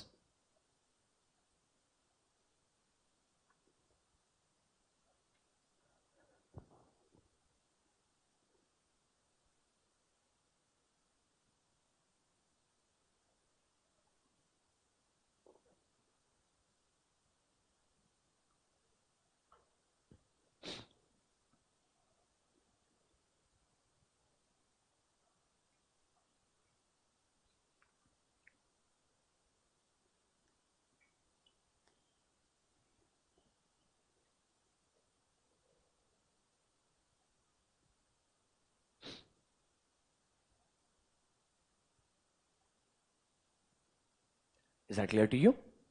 Second question जो मेरे को इतना इंपॉर्टेंट नहीं लगता है बट एक आध बार ओल्ड सिलेबस में जरूर पूछा गया है, guidelines in formulating mission statement. Honestly purpose is very very important, why is very very important. Very good question, very commonly asked. This one is not so common but still, एक mission statement बनाना है, क्या क्या guidelines, क्या क्या चीजें आपने दिमाग में रखनी चाहिए। ऑब्वियसली ऐसा नहीं होना चाहिए ना आपका मिशन और कंपनी बी का मिशन सेम है। It should be unique to a company. It should be different. It should represent what you are as a company. तो आपका मिशन स्टेटमेंट अलग होना चाहिए, यूनिक होना चाहिए, वो रिप्रेजेंट करना चाहिए आप क्या करते हो। ऐसा नहीं होना चाहिए मिशन कहीं से मस्त कंट्रोल से कंट्रोल भी किया, धंधा कुछ और ही है। It should be in sync. Ideally, first you should know what we do, and then you should come up with a mission statement. तो सर 2-3 चीजों को मार्क कीजिएगा। सर हर कंपनी अपना मिशन स्टेटमेंट बनाते वक्त ध्यान रखिएगा, अपने आप को एक अलग स्पेशल आइडेंटिटी देना चाहता है। वो हमेशा चाहेगा उनका मिशन स्टेटमेंट यूनिक होना चाहिए। बट ध्यान रखना, मिशन बनाते वक्त हमेशा पॉइंट नंबर बी अच्छा है, you should no what needs you are trying to satisfy, what customer groups you are currently targeting, what technologies and competencies you are using, what activities you perform। मतलब you should know what we do, you should know as a company हम किन customers के लिए exist करते हैं, हम customers का क्या problem solve कर रहे हैं। अगर हमें यही नहीं पता है तो हम कैसे define करेंगे हम कर क्या रहे हैं। rather as a company it is very very essential you should know ये हमारा target market है, ये इसका प्रॉब्लम है, ये प्रॉब्लम का सोल्यूशन हमारा बिजनेस है। If you can define this तो आपका मिशन स्टेटमेंट क्लियर होगा। You should know your customer group, you should no their problems, you should know that yes I am solving these problems और not. Rather आपने ये भी बोलना चाहिए customer के 5 प्रॉब्लम है, मैं 3 सॉल्व कर रहा हूं, तो 2 सॉल्व नहीं कर रहा हूं वो भी दिखनी चाहिए, ताकि ये क्लैरिटी आए कि मैं शायद अभी तक 360 डिग्री कंप्लीट सोल्यूशन नहीं दे पा रहा हूं, अभी तक मेरा जो सोल्यूशन है वो अभी भी क्या है, स्पेसिफिक है। This is how you should portray your mission statement. Is the meaning of mission statement clear to you? And guideline में बस बेसिक शब्द बता रहा है कि भाई ये यूनिक होना चाहिए, अलग होना चाहिए। एंड सबसे इंपॉर्टेंट ध्यान रखना, आप क्या कस्टमर का नीड फुलफिल करने का ट्राई कर रहे हो, क्या कस्टमर को टारगेट करने का ट्राई कर रहे हो, ये अपने मिशन स्टेटमेंट में बताना। वाई एंड गाइडलाइन, दो चीज आपको मिशन स्टेटमेंट में आनी चाहिए। दोनों में से कुछ भी पूछे, डिफाइन कहां से करोगे? नंबर 1 2 से। हमेशा ध्यान रखना, सिंपल रूल आंसर का, पहले डिफाइन करने का मिशन स्टेटमेंट क्या होता है, फिर वाई का आंसर देने का। पहले डिफाइन करना मिशन स्टेटमेंट क्या होता है, फिर गाइडलाइन के 2-3 पॉइंट लिखने का ट्राई करने का। Is that clear to you? नीचे वाला चीज टाइम पास है, इग्नोर कर सकते हो। बेसिकली वो बता रहे हैं कि हर कंपनी को ये सब बताना पड़ता है खुद के लिए, ताकि वो क्लैरिटी रहे कि हम कहां हैं और कहां जाना चाहते हैं। It's all time pass, you can read and ओडाफाई। सीधा आ जाओ गोल्स एंड ऑब्जेक्टिव्स पे, पेज नंबर 1.16। हम कहां पर है? स्ट्रेटेजिक इंटेंट पे। इंटेंशन मतलब इंटेंट रिप्रेजेंट्स या इंटेंशन, हम क्या अचीव करना चाहते हैं। Why are we doing the strategic management, why are we using the strategic management. इसके लिए आपको अपना मिशन एंड आपको अपना विजन दोनों पता होना चाहिए। इट्स लाइक दिस यार, your point number A is your mission, from here you define point number B, that is your vision, and to achieve this you make your respective goals and objectives. ये पूरा process जो है, this is called as your strategic intent, this is called as strategic intent. Can we go to goals and objectives? आइए sir, goals and objectives क्या होते हैं? पहली बात तो दोनों को इंटरचेंजेबली यूज करते हैं, सिमिलर ही साउंड करते हैं कि आप गोल्स बोल दीजिए, ऑब्जेक्टिव्स बोल दीजिए। गोल्स एंड ऑब्जेक्टिव्स का मेन लॉजिक क्या है? These are your, you can say, ways of measuring कि are we moving in the right direction or not. आपने बोला we want to be a $1 billion company, but after 6 months are we in the right direction or not? For example, ask Paytm today where are we, they are not in the right direction today. Are you understanding this? Can I से question mark आ गया उनके vision के ऊपर 100%। आज भी बेचारे को धो रहे हैं, आज भी लोअर सर्किट था 10%, बस एक रिलीफ है, सर्किट का लेवल 20% से 10% कर दिया है, तो 10% ही गिरा, मतलब obviously. So in simple terms सबसे बड़ा चीज होता है गोल्स एंड ऑब्जेक्टिव्स। ये क्या बोलता है? टाइमली बेसिस पे मेजरमेंट टूल है कि हम सही तरीके से प्रोग्रेस कर रहे हैं क्या, are we moving in the right direction. उसे मेजर करने का यार्ड स्टिक, उसे मेजर करने का तरीका is your goals and objectives. Simple है, हर कंपनी अपने quarterly, half yearly, annually goals and objectives बनाता है। अगर वो उन्हें अचीव कर रहा है तो बोलेगा we are moving in the right direction, अगर अचीव नहीं कर रहा तो बोलेगा we are lacking somewhere. So goals and objectives, mark point number A, they are performance targets, they are the results and outcomes you want to achieve. मतलब sir, they function as a yardstick for tracking your performance. They are a measurement tool to understand are we moving in the right direction or not. Point number 1 के अंदर line को mark कीजिएगा, they function as a yardstick for tracking the organizational performance. ये line आना चाहिए। Generally company क्या करता है, अपने मिशन एंड विजन को टुकड़ों में डिवाइड करता है, that is called as goals and objectives. Read number 2, business organization translate करता है अपने विजन एंड मिशन को into objectives. So sir, they are a yardstick for tracking, हम सही जा रहे हैं क्या? सर, विजन मिशन को ही हम क्या करते हैं, गोल्स एंड ऑब्जेक्टिव्स में ट्रांसलेट करते हैं, ताकि हम मिशन से हमारे विजन तक पहुंच सकते हैं। Is 1 and 2 clear to you? क्या ये गोल्स एंड ऑब्जेक्टिव्स सिनोनिमस है, मतलब सेम है? हाँ, दे आर इंटरचेंजेबली यूज्ड। एक बीकॉम लेवल है, गोल्स कभी कभी बोले जाते हैं they are open ended, objectives are close ended, मतलब इनमें भी डिफरेंशिएट करेंगे तो गोल्स सब्जेक्टिव होते हैं, जो ऑब्जेक्टिव्स है वो बहुत स्पेसिफिक होते हैं, बट ठीक है, जनरली उन दोनों को इंटरचेंजेबली यूज किया जाता है। 4 and 5 एमसीक्यू के लिए आना चाहिए, बाकी 1, 2 and 6 काफी है। 1, 2 and 6 काफी है। 1 is yardstick for tracking the progress. 2 is translating vision, mission into goals and objectives. I'll help you mark it properly. This you should write. This you should write. This you should write. This will be your introduction to goals and objectives.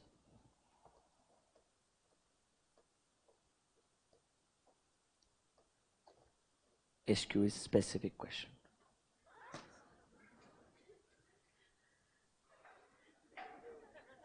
MCQ is multiple choice question. तो doubt पूछ रहे, ऐसा मेरे को डर लग रहा है भाई। चलो, कैरेक्टरिस्टिक्स ऑफ ऑब्जेक्टिव्स मार्क कीजिएगा, this can be a good question. Objectives कैसे होने चाहिए? बहुत सारे क्वालिटीज लिख के दी हैं। पहली चीज तो मेरे को जो अच्छे चलते हो मार्क करता हूँ, चैलेंजिंग होने चाहिए, ठीक है। They should be related to a time frame, they should be measurable and controllable. Next, they should help you achieve your mission and purpose. वरना अगर ऑब्जेक्टिव्स बढ़िया हैं बट आपके पर्पस की तरफ नहीं जा रहे तो फायदा क्या, ठीक है। Your different objective should correlate with each other. ऐसा नहीं होना चाहिए एक ऑब्जेक्टिव एंड दूसरा ऑब्जेक्टिव एक दूसरे कॉन्ट्राडिक्ट कर रहे हैं। हम बेस्ट पॉसिबल प्रोडक्ट बनाना चाहते हैं बट सबसे सस्ता भी होना चाहिए, शायद दोनों चीज मैच नहीं हो सकती है। डिपेंड करता है इंडस्ट्री टू इंडस्ट्री। अगर आप दोनों मैच कर लो तो बहुत बढ़िया बात है, but obviously they should correlate to each other. Next, they should be specific, मतलब मेजरेबल होनी चाहिए दूसरे शब्दों में। They are your characteristics. अपने गोल्स के बारे में लिख देना, कैरेक्टरिस्टिक्स हो जाएगा। सीधा जो लॉन्ग टर्म ऑब्जेक्टिव, इसको पॉइंट नंबर 1 को मार्क करना। कोई भी कंपनी का सबसे कॉमन लॉन्ग टर्म ऑब्जेक्टिव जो होता है उसका लिस्ट बना के दिया है। I think there are 7 objectives. These are the common long-term objectives for any company in any industry. Her company profitability achieve करना चाहता है, प्रोडक्टिविटी इंप्रूव करना मतलब बेसिकली अपने ऑपरेशन का स्केल बढ़ाना चाहता है, पोजीशन कॉम्पिटिटिव मतलब कॉम्पिटिटिव एडवांटेज अचीव करना चाहता है, एम्प्लॉयज का डेवलपमेंट थियोरेटिकली तो पक्का चाहता है, एम्प्लॉय रिलेशनशिप पक्का इंप्रूव करना चाहता है, टेक्नोलॉजिकल लीडरशिप। अगर आपको लगता है जिस इंडस्ट्री में आप काम करते हो there is a use of technology, you will always want कि we should be the leaders of technology in that industry. And sir, have you heard of corporate social responsibility? Triple bottom line, that's your public responsibility भी होना चाहिए। These are the common business objectives जो long term में हर कोई achieve करना चाहता है। Number 1 को मार्क कर दीजिएगा। These are common objectives. That's it। एक जोक जैसा लिखा हुआ है 1.18 पे। कभी कभी short term objective long term objective same हो जाते हैं। हाँ हो सकता है भाई, 4 साल पहले जो तुमने सोचा होगा हम 10 साल में अचीव करेंगे वो 4 साल में अचीव हो गया होगा। तो sometimes your short term and long term objective में कोइंसाइड। आपने सोचा हम 20% ग्रोथ अचीव करेंगे, 10 साल के बाद में 5 साल के बाद में आ गया, दोनों मैच हो गया। बकवास है, जस्ट रीड वंस, इग्नोर। नीचे वैल्यूज, ये अच्छा है, एमसीक्यू के लिए मार्क कर दीजिएगा। पहली बार इंक्लूड किया है इन्होंने। बोला है कि भाई थियोरेटिकली बोल दिया है, बाद में खुद भी बोला कि नहीं ऐसा नहीं होता है, और मैं भी उनसे अग्री नहीं करता हूं। ये बोलते हैं स्ट्रेटेजिक इंटेंट में आता है vision, mission, goals and objectives. फिर उन्होंने बोल दिया इंटेंट में वैल्यूज भी आती है। चेक करो एलिमेंट्स की लिस्ट। विजन में सॉरी इंटेंट में एलिमेंट्स का लिस्ट दिख रहा है, vision, mission, goals and objectives दिख रहा है, वैल्यू सिस्टम भी आ गया है। पर एक्चुअली में ऐसा नहीं होता है। दोनों अलग अलग चीजें हैं, दोनों का डायरेक्शन थोड़ा अलग अलग है। हम मानते हैं दोनों एक दूसरे से थोड़ा बहुत कनेक्टेड है। इन्होंने एलिमेंट के लिस्ट में लिख दिया जरूर वैल्यूज होते हैं, ठीक है। वैल्यूज क्या होते हैं? It's like your corporate culture यार। आपके प्रिंसिपल्स, आपके एथिक्स, आपका इंटीग्रिटी का मैकेनिज्म, ये सब क्या कहलाते हैं? आपके वैल्यूज कहलाते हैं। बेसिकली ये बोलता है जब एक ऑर्गेनाइजेशन में डायलेमा आता है, डायलेमा मतलब a situation where decision making is tough, a situation where decision making is tough, how people decide in those circumstances represent करता है उनका value system। That means you are not doing great as a company, but you know that in this time also there are few things that should not be compromised, that represents the value of a company। तो मतलब this is your integrity, trust factor, accountability, innovation, diversity। Sir एक company का value set करता है how people think and behave in a specific situation of dilemma. जब ये decision making आसान नहीं होता है तब लोग कैसे रिएक्ट करते हैं, वो उस कंपनी का वैल्यूज बताता है। पॉइंट नंबर 4 को पढ़िएगा, मजेदार है। Interestingly, majority consumers say they would prefer to buy a product or a service from companies that have a purpose that reflect their own value and belief system। मतलब लोग उन company के products खरीदना चाहेंगे जहां पर उन्हें लगता है जो उनके विचार हैं एंड द कंपनी के विचार मैच होते हैं, they believe in the same direction, तो वो शायद उनसे प्रोडक्ट खरीद करके बेचना चाहेंगे या कंज्यूम करना चाहेंगे। बेचना मतलब they can be third parties also, and if they are ultimate consumer तो आप कंज्यूम भी करना चाहेंगे। पॉइंट नंबर 1, 2 एंड 4 प्लीज पढ़ लीजिएगा, वैल्यू के बारे में आना चाहिए।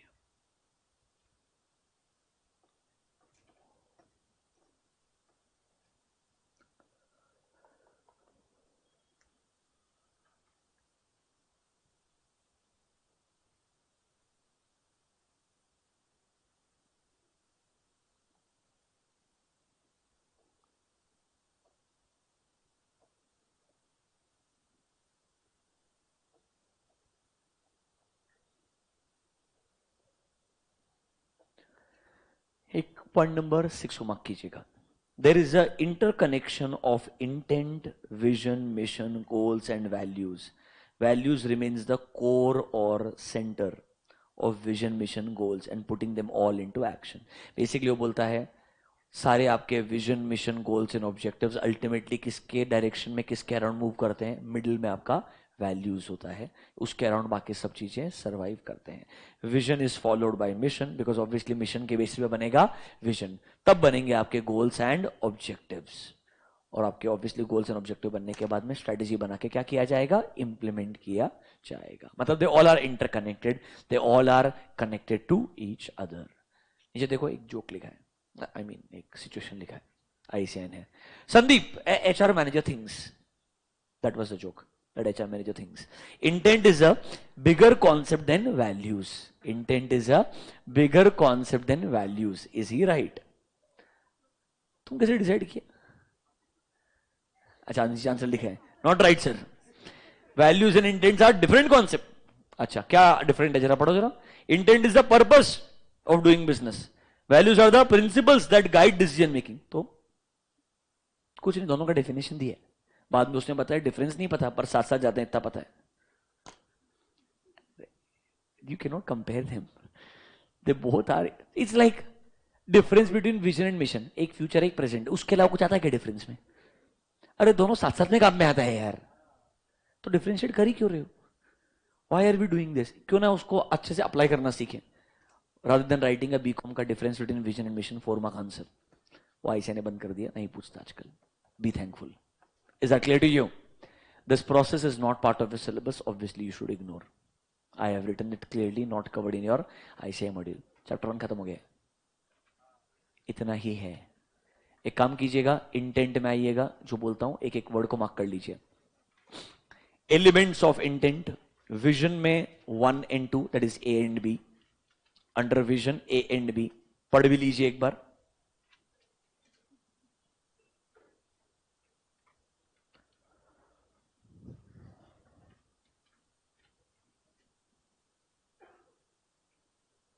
Blueprint of what you want to be, that your vision. ठीक है, मिशन के बारे में पढ़ लीजिए 1 and 2. डिलीनेज मतलब कन्वेज कि फर्म का बिजनेस क्या है, हमारे गोल्स क्या है, हम कैसे पहुंचने वाले हो. इट एक्सप्लेन्स द रीजन कि हम क्यों एग्जिस्ट करते हैं. अरे भाई हम क्या प्रोडक्ट बना के बेचते हैं, दैट इज योर मिशन. ठीक है, goals and objectives, read point number B and C. Goals are the end results that you want to achieve. They are time based measurable targets जो आपको अचीव करने में हेल्प करते हैं your different goals and objectives. Remember, no distinction is made between goals and objectives and both are used interchangeably. Thank God. Point number E, समझा क्या? तो ये सारे के सारे एलिमेंट्स इसके पार्ट हैं, इंटेंट के पार्ट है. किसके पार्ट है? इंटेंट. अब देखो ब्रैकेट में देखो इंटेंट के, vision, mission, goals and objectives and. Actually ऐसा होता नहीं, वैल्यू एक अलग ही कॉन्सेप्ट है पूरा का पूरा, बट उन्होंने खुद लिखा है, मैं क्या कर सकता है यार. Read the definition. They are deep rooted principles जो हमें गाइड करते हैं कि हमने कैसे डिसीजन लेने चाहिए. कुछ नहीं, in simple terms, whenever there is a difficult decision making, your values will guide you towards the right decision, and that decision may not be right for everyone, but that decision will be right for your organization. It's simple yaar. When you're losing money, when you're burning money, when you are not doing great as a business, in those circumstances, how do you react to certain circumstances? It's guided by your principles. That's your values. तो ये आपको हमेशा guide करेगा सही decision लेने के लिए, जो आपके बिजनेस के लिए सही होगा. मे बी हर बिजनेस के लिए वही डिसीजन सही हो जरूरी नहीं है, क्योंकि हर बिजनेस का प्रिंसिपल अलग अलग होगा. Is this clear to you? Exam point of view से मेरे हिसाब से विजन के अंदर एसेंशियल, इंपॉर्टेंट मार्क कर लीजिएगा. स्पेसिफिक क्वेश्चन, आपको क्वेश्चन भी दिखाया मैंने. मिशन में why is the most important question. Goals and objectives में characteristics and your examples of long term objectives. Examples of your long term objectives. That's it, I believe, from chapter number 1. Let's see 1 or 2 more questions. इसके around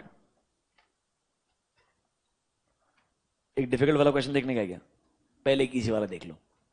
objectives क्या होते हैं, characteristics क्या होते हैं, define करोगे और कैरेक्टरिस्टिक्स मस्त कॉपी पेस्ट कर दोगे, जो 4-5 पसंद लिख देना। Straight forward question. This is your question number 18।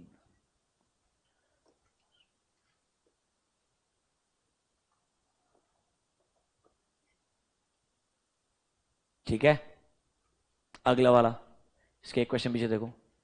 Explain briefly the key areas in which strategic planner should concentrate his mind to achieve desired results. अब ये ना एक क्वेश्चन था जो आरटीपी एमटीपी सब जगह पे था, ये इनडायरेक्टली बोलता है आप क्या लॉन्ग टर्म ऑब्जेक्टिव अचीव करना चाहते हो। ये प्लीज स्ट्रेटेजिक प्लानर वर्ड याद कर रख लेना कि strategic planner normally long term purpose के लिए होता है। तो क्या रिजल्ट्स आप अचीव करने के लिए प्लान करना चाहते हो, nothing but your long term objectives. देखिए, they are commonly establishing 7 long term objectives जो हर बिजनेस अचीव करना चाहता है।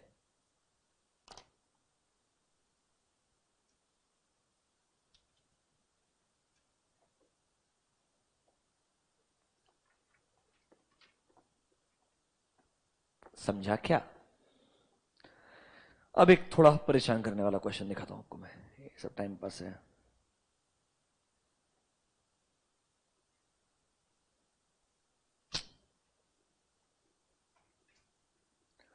Mr. Raj has been hired as a CEO of XYZ FMCG company that has diversified into affordable cosmetics. I don't know what they are, but okay. The company intends to launch feel good brand of cosmetics. XYZ wishes to enrich lives of people with its products that are good for skin and are produced in ecologically beneficial manner using herbal, basically your biggest selling point in today's time. What? It's organic. नमक बेचना है या skin वाला cream बेचना है, it should be organic. You know, a easy way to convince someone. Yesterday, there was a कोई तो event था, I कला some name, I forgot the name completely. मैं कॉफी पीने के लिए गया था, पर वो सब चल रहा था, तो मैं बोला चलो देख के आते हैं एक बार। People are selling so many products, I didn't want to buy anything, ठीक है, but someone was singing and people were running and लग रहा था कुछ ना कुछ बेचने का ट्राई कर रहे हैं। If I'm not wrong, I just spent 2 minutes at 4 or 5 stores. Everything what they were selling, this is a cotton which is organic. It has this many counts of something which we don't understand. Okay, you wash and wash this, this will become more and more soft. How do I know? Why don't you wash one and keep with me and show how soft this will become? Are you understanding this? But their selling point is no. This is that cotton manufactured in Rajasthan. मैंने उसको पूछा manufacturing किधर है, so we are from Amer. I said Amer मुझे पता है, अमेर मुझे नहीं पता था। I asked them Amer exactly where, I have you heard of Jaipur. I looked at him, उधर से पढ़ के आया है मैं। I have stayed there for like almost 7 years and then I'm like, no, I've heard of it, yeah, nice. So there's a place called Amer. Are you trying to say Amer? No, it's called Amer. Okay. Pronunciation मेरा भी गलत होता, तो मेरे को जानते ही हो आराम से, तो मैं सामने वाले को क्या ही बोल सकता ज्यादा। तो उसने फिर बोला कि वहां मैन्युफैक्चरिंग उधर होता है। There is a place called as Sanganer that used to be the airport of Jaipur, so the print is called as Sanganeri print. Do you get my point? It's common, the location is called as Sanganer. अब वो airport shift हो गया बाजू के अंदर, कुछ अमेर नहीं, उधर तो शॉप है। मैन्युफैक्चरिंग सांगानेर के अंदर है, सांगानेर का प्रिंटिंग होता है, डाइंग होता है कपड़े के ऊपर, टप ऐसा नॉर्मल कॉटन था। But how do we sell it to, because we are targeting such 1% class of people जिनको थोड़ा फैंसी तरीके से बेचना पड़ेगा। And they said we only export. Then I said why are you having a stall here? So if you are an export oriented unit, if you are a export oriented business, why do you want to sell in a small event just 10 bed sheets? They said we don't have inventory. So why are you here? I just don't get it. Matlab, I don't understand your vision, mission and your current situation. I will not say them, but if that is what you want to do, what are you doing here? You left everything and you are standing there with all the people. So you're definitely not exporting. How can I say that to them? I am saying all this to my mind, ठीक है। फिर I went ahead थोड़ा सा आगे, ठीक है। फिर वो हैंडमेड आपके shirts, it's like Fabindia का वर्जन, समझ रहे हो? तो I asked them, is this like Fabindia? No no, we are very different from Fabindia. How? So we have people who specifically, these are all handcrafted. I think that is what Fab India does. Well, no. From where they procure and from the where we procure, it's different. Are तो procurement can be different, but what we do, the end product is same.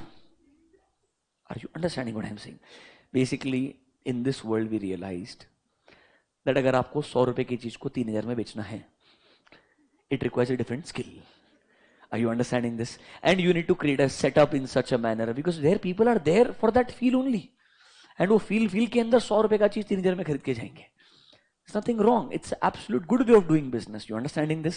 But I believe in today's time, they are saying is right. You have to sell something which is ecologically beneficial.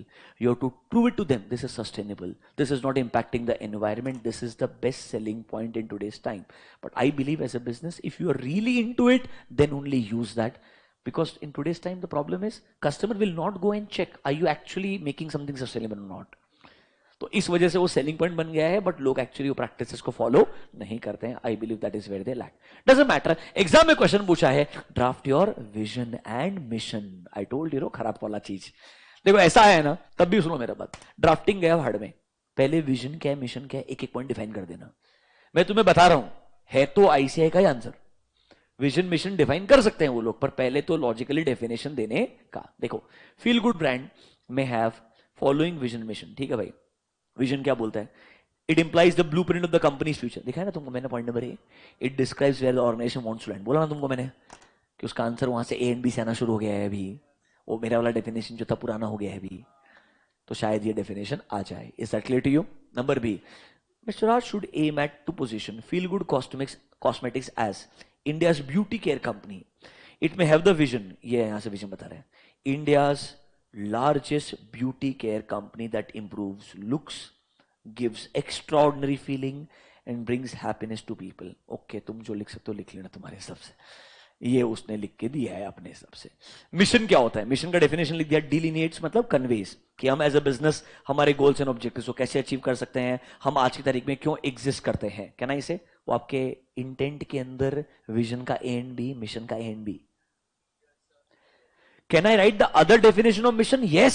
Alternative answer में दूसरा answer भी रहेगा, कोई दिक्कत नहीं है. तुम vision mission का कोई सा भी डेफिनेशन लिखो, बट डेफिनेशन लिखो और फिर विजन ड्राफ्ट करो एंड मिशन ड्राफ्ट करो.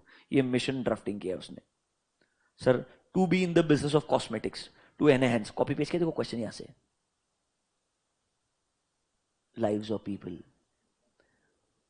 गुड फॉर स्किन, दिख रहा है क्या? Lives of people, give them confidence to lead, protect skin from harmful elements, herbal cosmetic. उसके ही सेंटेंस को पिक करके मिशन में लिख दिया. अब ये थोड़ा सा तुमको स्किल लगेगा अगर गलती से आया तो. ये मैंने एक ही बार देखा है ऐसा क्वेश्चन. आज तक नॉर्मली वो स्ट्रेट फॉरवर्ड थे, डिफाइन कर 4 पॉइंट लिख, बात खत्म. समझा क्या? अभी गुड. देखो, सेम चैप्टर का 10 मार्क का वेटेज है इस चैप्टर के लिए भी, like every other chapter. Now if you think about the entire chapter, what they can do, strategic management question can be on advantages limitations. वो 2 रिवाइज करूंगा, डेफिनेशन ऑफ एसएम पढ़ूंगा, फिर आगे जाऊंगा लेवल्स पे. लेवल्स पे किधर क्वेश्चन आएगा, या तो कॉर्पोरेट लेवल या फंक्शन लेवल. फंक्शन लेवल पे क्या 4 पॉइंट लिखने पता होने चाहिए, कॉर्पोरेट लेवल पे क्या रोल के अंदर 4 पॉइंट लिखने पता होने चाहिए. क्लियर है वो चीज? फिर जाऊंगा मैं इंटेंट में. इंटेंट का मीनिंग पता होना चाहिए. एंड एलिमेंट्स में वही सब आने वाला जो हमारा बचा हुआ सिलेबस है. क्या क्या? Vision, mission, goals and objectives. Vision का डेफिनेशन, मिशन का डेफिनेशन, इधर एसेंशियल्स के 4 पॉइंट, इधर वाई के 4 पॉइंट. ऑब्जेक्टिव्स क्या होते हैं, उसका मीनिंग, एंड सर कैरेक्टरिस्टिक्स के 4 पॉइंट्स. अगर थोड़ा लॉजिकल तरीके से पढ़ने के लिए जाओ, maximum 1 hour you can revise the entire chapter. जितनी बार भी पढ़ने का है, पढ़ते वक्त सिर्फ सोचने का वो क्या पूछेगा, मैंने क्या लिखना है. Just try to write 1 to 1 answers, you should be good. Same approach will try to follow for all the chapters.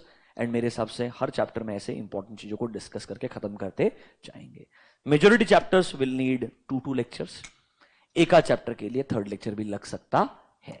This marks the end of lecture number 2 and the end of chapter number 1. Are we good? Tomorrow will start with the next chapter. ठीक है guys? Thank you. I hope this is helpful. See you tomorrow. Enjoy online students. थोड़ा इधर भी देख लो, तुमको देखता मैं यार, तुम क्या अलग अलग चीज पूछते रहते हैं. सर हैंड रिटन नोट्स दे. अरे I will provide everything, don't worry.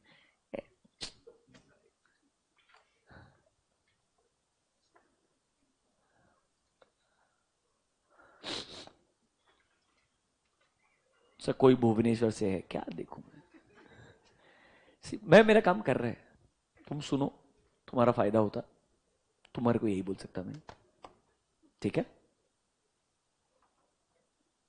Thank you, enjoy, bye.